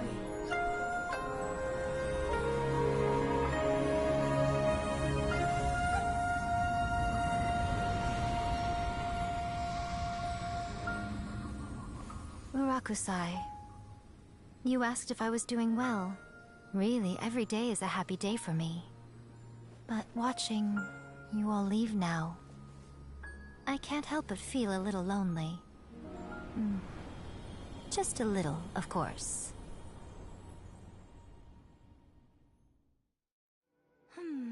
Just as I thought. The ritual went very smoothly. Thank you both. Oh, I'm great. But the look on your face just now... I'm fine, seriously. Really, No. Honestly, you two. Miko... Fine. Well, if you're dead set on doing something for me, you can treat me to a meal. Sure, no problem. A meal it is. Okay. Well, see you soon then.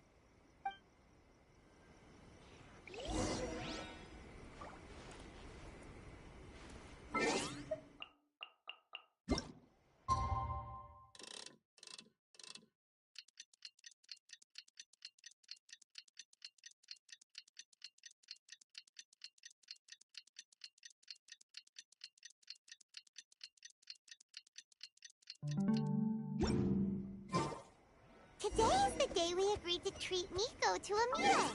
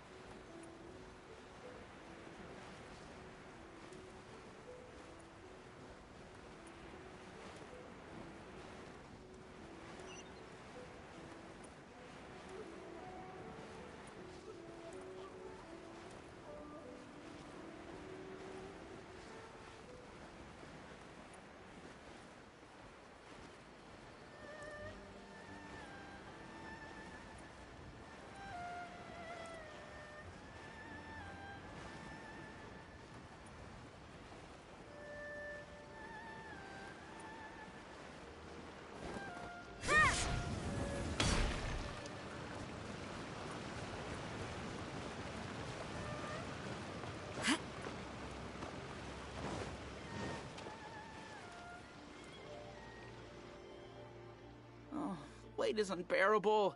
How is the next chapter of the miraculous adventures of the Traveler not released yet? It was quite a surprise when the moonless night finally came. Yeah, that huge black cloud over Mount Yogo that night. It just seemed to form out of nowhere. But then nothing happened after I made a wish using the method in that book. Yeah. I guess light novels are just fiction after all, huh? That night was definitely the nail in the coffin for the incantations from novels fad. Still, something tells me the miraculous adventures of the Traveler will remain an interesting series for a long time to come. Huh? Paimon can't see Miko anywhere. Guess she's not out here. Maybe she went for her.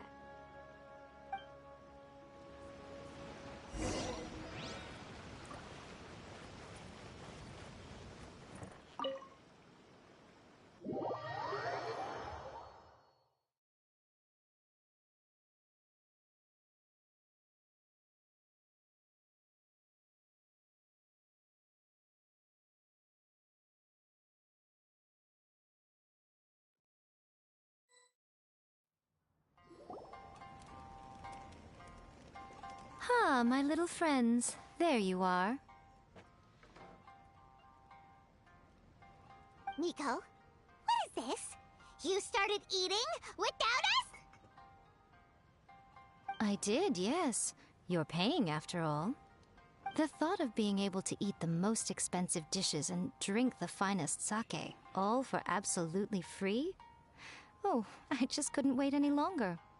Ah, boss, see these two faces here? Remember them. They're the ones picking up the bill later. Alrighty.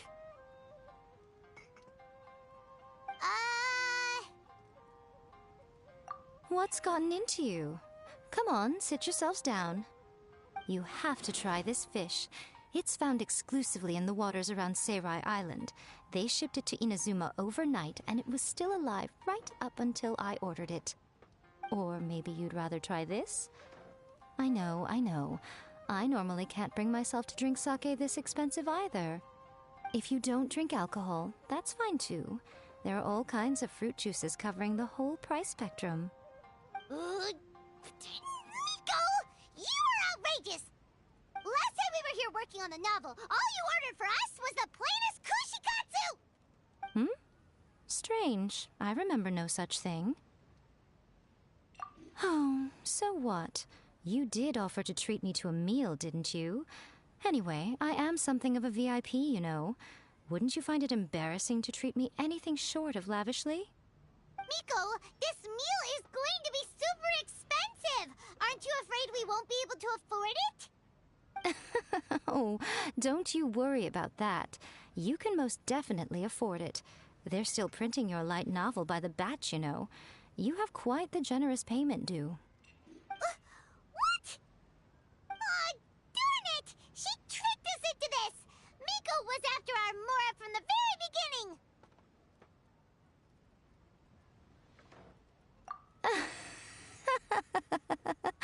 Oh, the looks on your faces right now.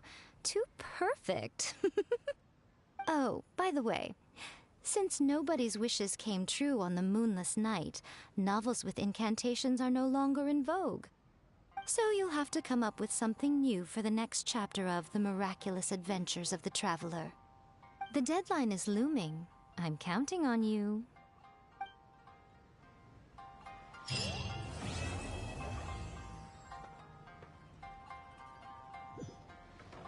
Thank you for the meal. I thoroughly enjoyed myself today.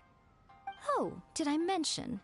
A saw that convocation ritual we performed over the Grand Narukami Shrine. I know she can be pig-headed, but it still took me by surprise when she wrote me a long and sternly worded letter about it, chastising me for taking this whole thing much too far. Oh, I hardly see what all the fuss is about. Everyone seemed perfectly happy to me.